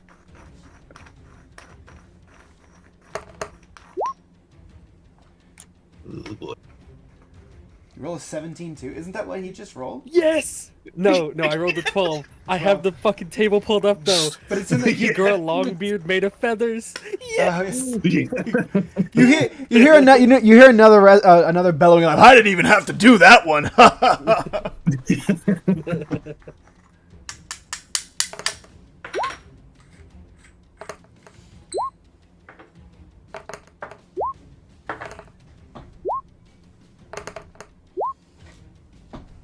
So that one's a 12. Jesus Oh my fucking- God. Jesus Christ. Yeah, that was a good round. Glad y'all are having them. So that's 24. Yeah, 24 damage. And that's to this one? The one in the bottom, yeah. Okay. Very And good. that's my. Okay. Yeah. Tolliver. All right. I am going to back the fuck up. Actually, before I do that, just make sure I'm not putting myself out of range. I am going to. Is he still slowed? The guy down there? Yes. Yeah. Sick. Alright, then instead of using my thing, I'm just gonna have my bird right next to this guy land on the Minotaur to the southeast. And I'm just gonna shock and grasp. Okay. 16. It does hit. Alright, 10 lightning, and he can't use a reaction. So neither of them can use reactions. And then I'm gonna take my 30 feet and run, and I'm gonna have my bird, since he was right here, I'm just gonna have him fly back to me and land on my shoulder. That'll be my turn. All right. It is the Minotaur's turn. You said their movement is halved? So the one on the south, west, yeah, movement half and 1 action. And the one on the southeast just doesn't have a reaction. That's Okay. it. So it has 40 movement, so it can get to here. So it's gonna take its 1 attack against. No, that's damn. The scale's fucked up. So that's actually, what is its reach? Imagine it's 10. Yeah, Hephaestus is just outside of its reach. So he's gonna have to attack Aeon. You get disadvantage because you're dodging, I believe. Yep, disadvantage. So he's gonna reckless, so that's even. Of course he is. 18 to hit. Does not hit. Very good. That means we have advantage on the next attack on him? Correct. No, like the entire round. Like everyone has. Oh, so everybody can. Okay. Yeah. Mhm. Let's see here.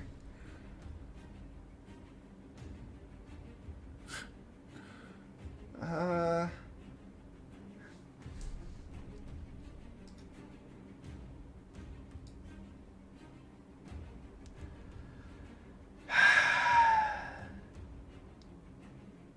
so you all are 5 feet tall. This guy's 15 feet tall.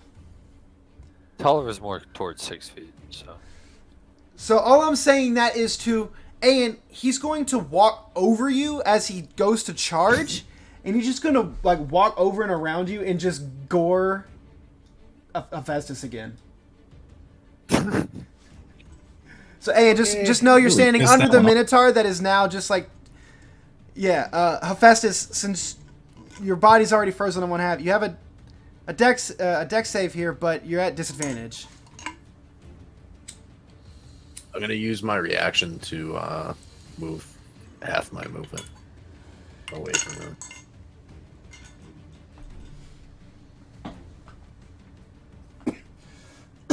Shield. Shield does not help you on dex saves. Never mind. Okay. Flash? You can flash saves? Yeah, Flash can like basically go to fucking anything. Okay, that brings it to 18. He got disadvantage. Is he a yeah. disadvantage? So it brings it to 18. That is the DC. So you will take half damage and you won't be slowed. Yay! Thank you. Yeah. Yeah. Alright, for half the piercing, you take 5 points of piercing damage. And frost 6 11 17, so 8 frost damage, and you are not slowed.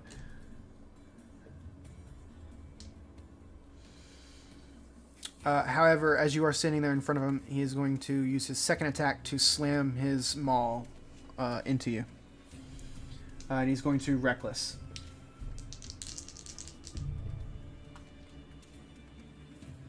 That is a 25 to hit.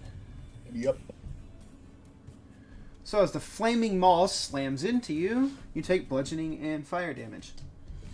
So you take, unfortunately I rolled a 1 on the hammer hit. So you take 8 points of bludgeoning damage. And then you'll take 11 points of fire damage, which I believe you're resistant to. Man. So 5. So 5. Does that fire damage melt the fucking thaw on, or start to thaw my arm out? Yeah, like the. Well, I was gonna say it's actually. It goes away after, like, when it comes back to its round. So you would have gotten the feeling back anyway, but for all intents and purposes, when you get smacked with the heat, you're like, oh shit, I've got feeling in my arm again. So yeah. And just in time for you to take your turn. As this Minotaur is like tried to slam you into the wall over and over again, it's just singling you out. What would you like to do? Bonus action. Mass healing word. Okay.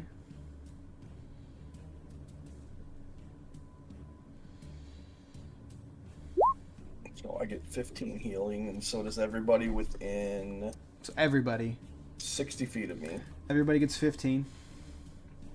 And then I am going to take my hammer, and I am going to smash this dude as hard as I can with me hammer.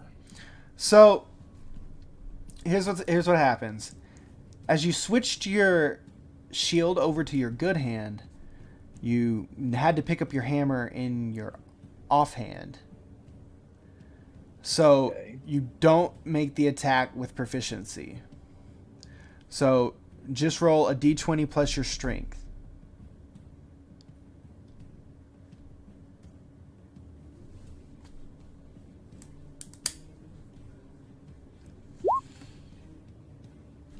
Okay. 20 hit him? Yep, you do. Yep. So it does your full strength damage. So it does your full damage.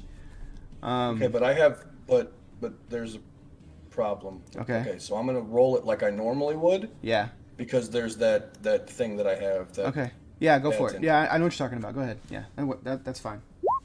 So Roll damage. Yep. One-handed was what? 11. 8. Yeah, 11. Okay.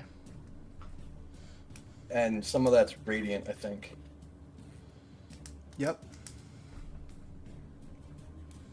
The blessed strike. Blessed strike damage. Yeah. Yep. Okay. Is that your turn?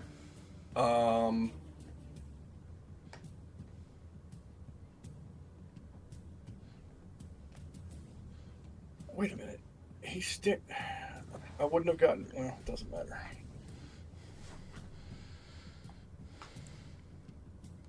Yeah, that's my turn. Okay. Aster. Would you say he's this Minotaur is up against this wall? Yeah, it's very close quarters in there. Yeah. I mean, I would say his back is essentially up against the wall. Alright. I'm gonna move Would here. Aster get advantage because of Anne? He's not going to get Well, advantage, but he'll get his sneak attack. Well, I have advantage anyways because he reckless attacked. That too. Alright, so I'm gonna fire an arrow from my longbow. With a poison arrow.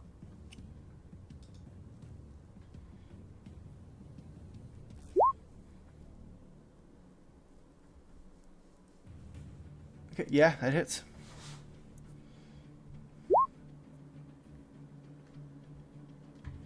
It's pretty good. Roll the hex and roll the poison. Yeehaw. And then I'm gonna fire my second shot.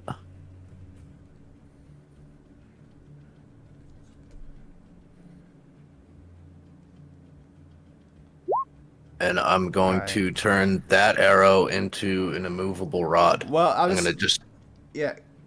Describe to me how you kill this Minotaur. Go ahead. okay. Never mind with the immovable rod thing then, because I only get 3 of Yeah, those. I'll spare you that one. Go ahead. I'm gonna say I'm guessing this Minotaur just has one of those like rings in its nose. But I'm just gonna put my arrow so it just the feather stops right at the where the ring is. Okay. As it goes in and pierces through the skull, and you go from this thing standing over top of you to feeling it jerk to one side, and it just falls up off from over top of you. Cool. I was just Does it gonna say fall on like, top oh, of him? shit. No, it falls back. Is he off- now pinned no. underneath it? Because that would be fucking hilarious. No, it falls back in the direction in which he was shot, which would be towards the other Minotaur. And then I'm gonna bonus action move my hex to here. Very good. That'll be my turn. Ayan. It's your Okay. turn. I get healed a little bit, feeling a little better. So I'm just gonna go for a couple punches on this Minotaur. Okay, go for it. Fuck yeah. So I forget brutal critical. So So you roll your damage dice, and then you add Yep. what would be the original total. 20 points of damage on that punch. Yep. And then That's second a punch. Good, that's a good one. It's a hit. Should have been more than 20, shouldn't it? No. He was You right. had It's the- the D8. You add 8 more. It's 1d8 per punch. Oh. Does a The 16 the hit? 16 does hit. Oh fuck yeah. 12 more points of damage. Very good. Not too shabby. And that's my turn. All right, top of the order to you, Franz. Little Eldritch Blast. Ooh. I've hit.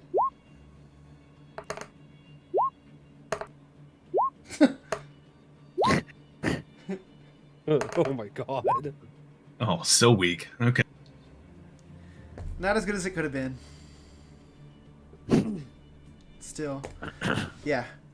You guys are That's the turn. you guys are laying into this lone minotaur. Tolliver. I just fucking firebolt. Sick. He has -2 AC. He's also He's also you have reckless. advantage because he was reckless. Okay, well 17 then. That hits. 6 fire damage, I guess. Yeah, total. Yep. Oh, man, I didn't even realize I had advantage. That's right. Cool. Yeah, I totally forgot about that. And then I'll just send my bird out and give the next hit advantage too. That'll be my turn. And then the bird will fly back behind Ayan.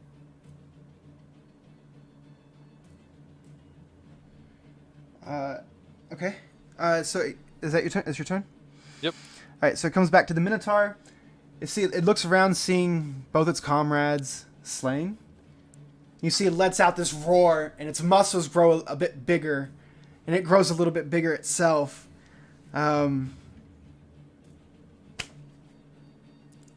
He's still slowed. I didn't roll for the. I don't think I Oh rolled yeah, you for can his. do it last turn. Last turn. Roll this time. What's your? Wisdom save? 18. Ooh, 16 total. Nice, she's still slowed. Yeah, so he's just gonna make his one attack against Ayan. Okay. He's gonna reckless. Okay. Natural 20.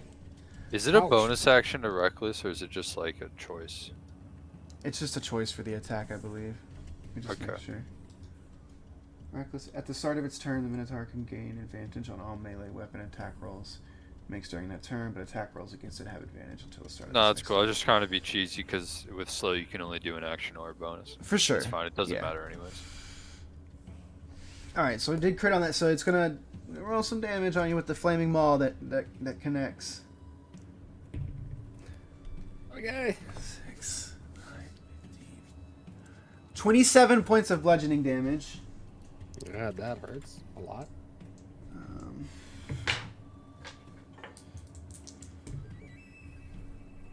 This is this is what's really going to hurt, though. I'm sorry to say, but this is what's really going to hurt.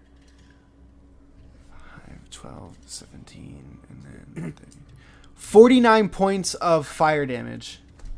Okay. Which would be let you're me- resistant to that, though. So. 49. We're gonna cut that down to 25. Just on principle. Yeah. And then I'm going to use absorb elements to cut that down to 13. Okay. Very good.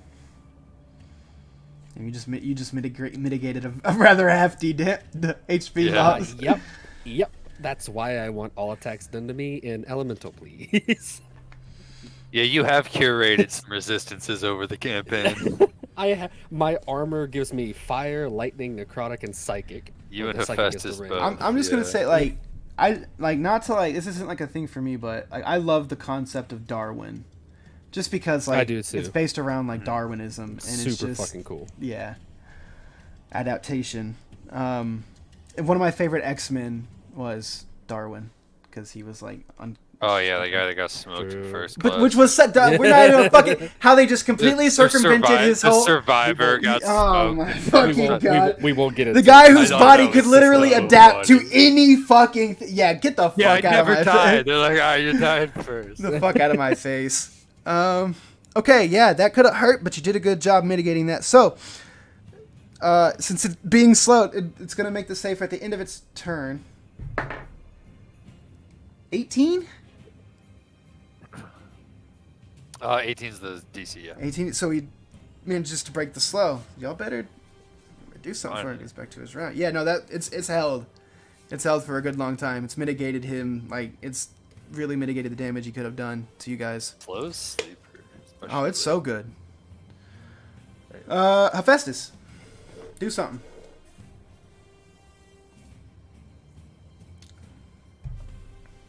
Okay. Is it an action to switch up my swap Um, shield. I'll say it'll take your bonus action to do it. I'm going to swap back to, the way it's supposed to be. Sure. He recklessly attacked Anne, didn't he? Yes. Yeah, he can get fucked. Let's see here. I'm gonna move 10 feet. I'm gonna get up close and personal with his little ass. And then His ass is like bigger than your whole body, but go off. yeah. Yeah. I am going to reach out and touch him with inflict wounds. The best damage spells in the game. Go ahead. And that's an advantage roll, correct? Correct. What level? I'm rolling it at level 4. Okay. Good.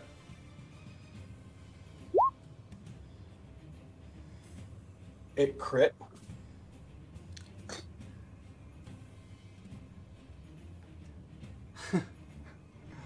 Inflict a lot of wounds. And you rolled like a 40 total for the initial roll. Yep. Crazy. Plus 60. You do 100 total points of damage. How do you want to? How do you want to do this? Festus got gored. He gets. Yeah. Go ahead. Lay it out for me, big dog. How do you do it? So I'm just gonna reach over and I'm gonna grab him by his wrist and I'm going to pull him down.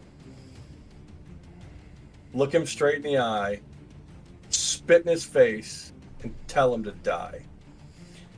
As you grab him by the wrist and you pull him down to face level and you say this to him, you see as like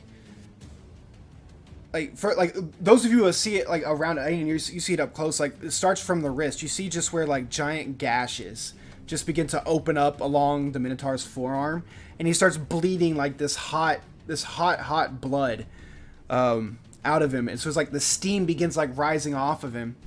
And you just see wound after wound after wound open up on his body. As like Hephaestus, as you're looking at him in his eyes and you spit in his face and tell him to die, you see just like a gash start from the top part of his forehead and just goes straight down his face, splitting his skull in half, and the Minotaur just falls limp onto the ground. And that is combat.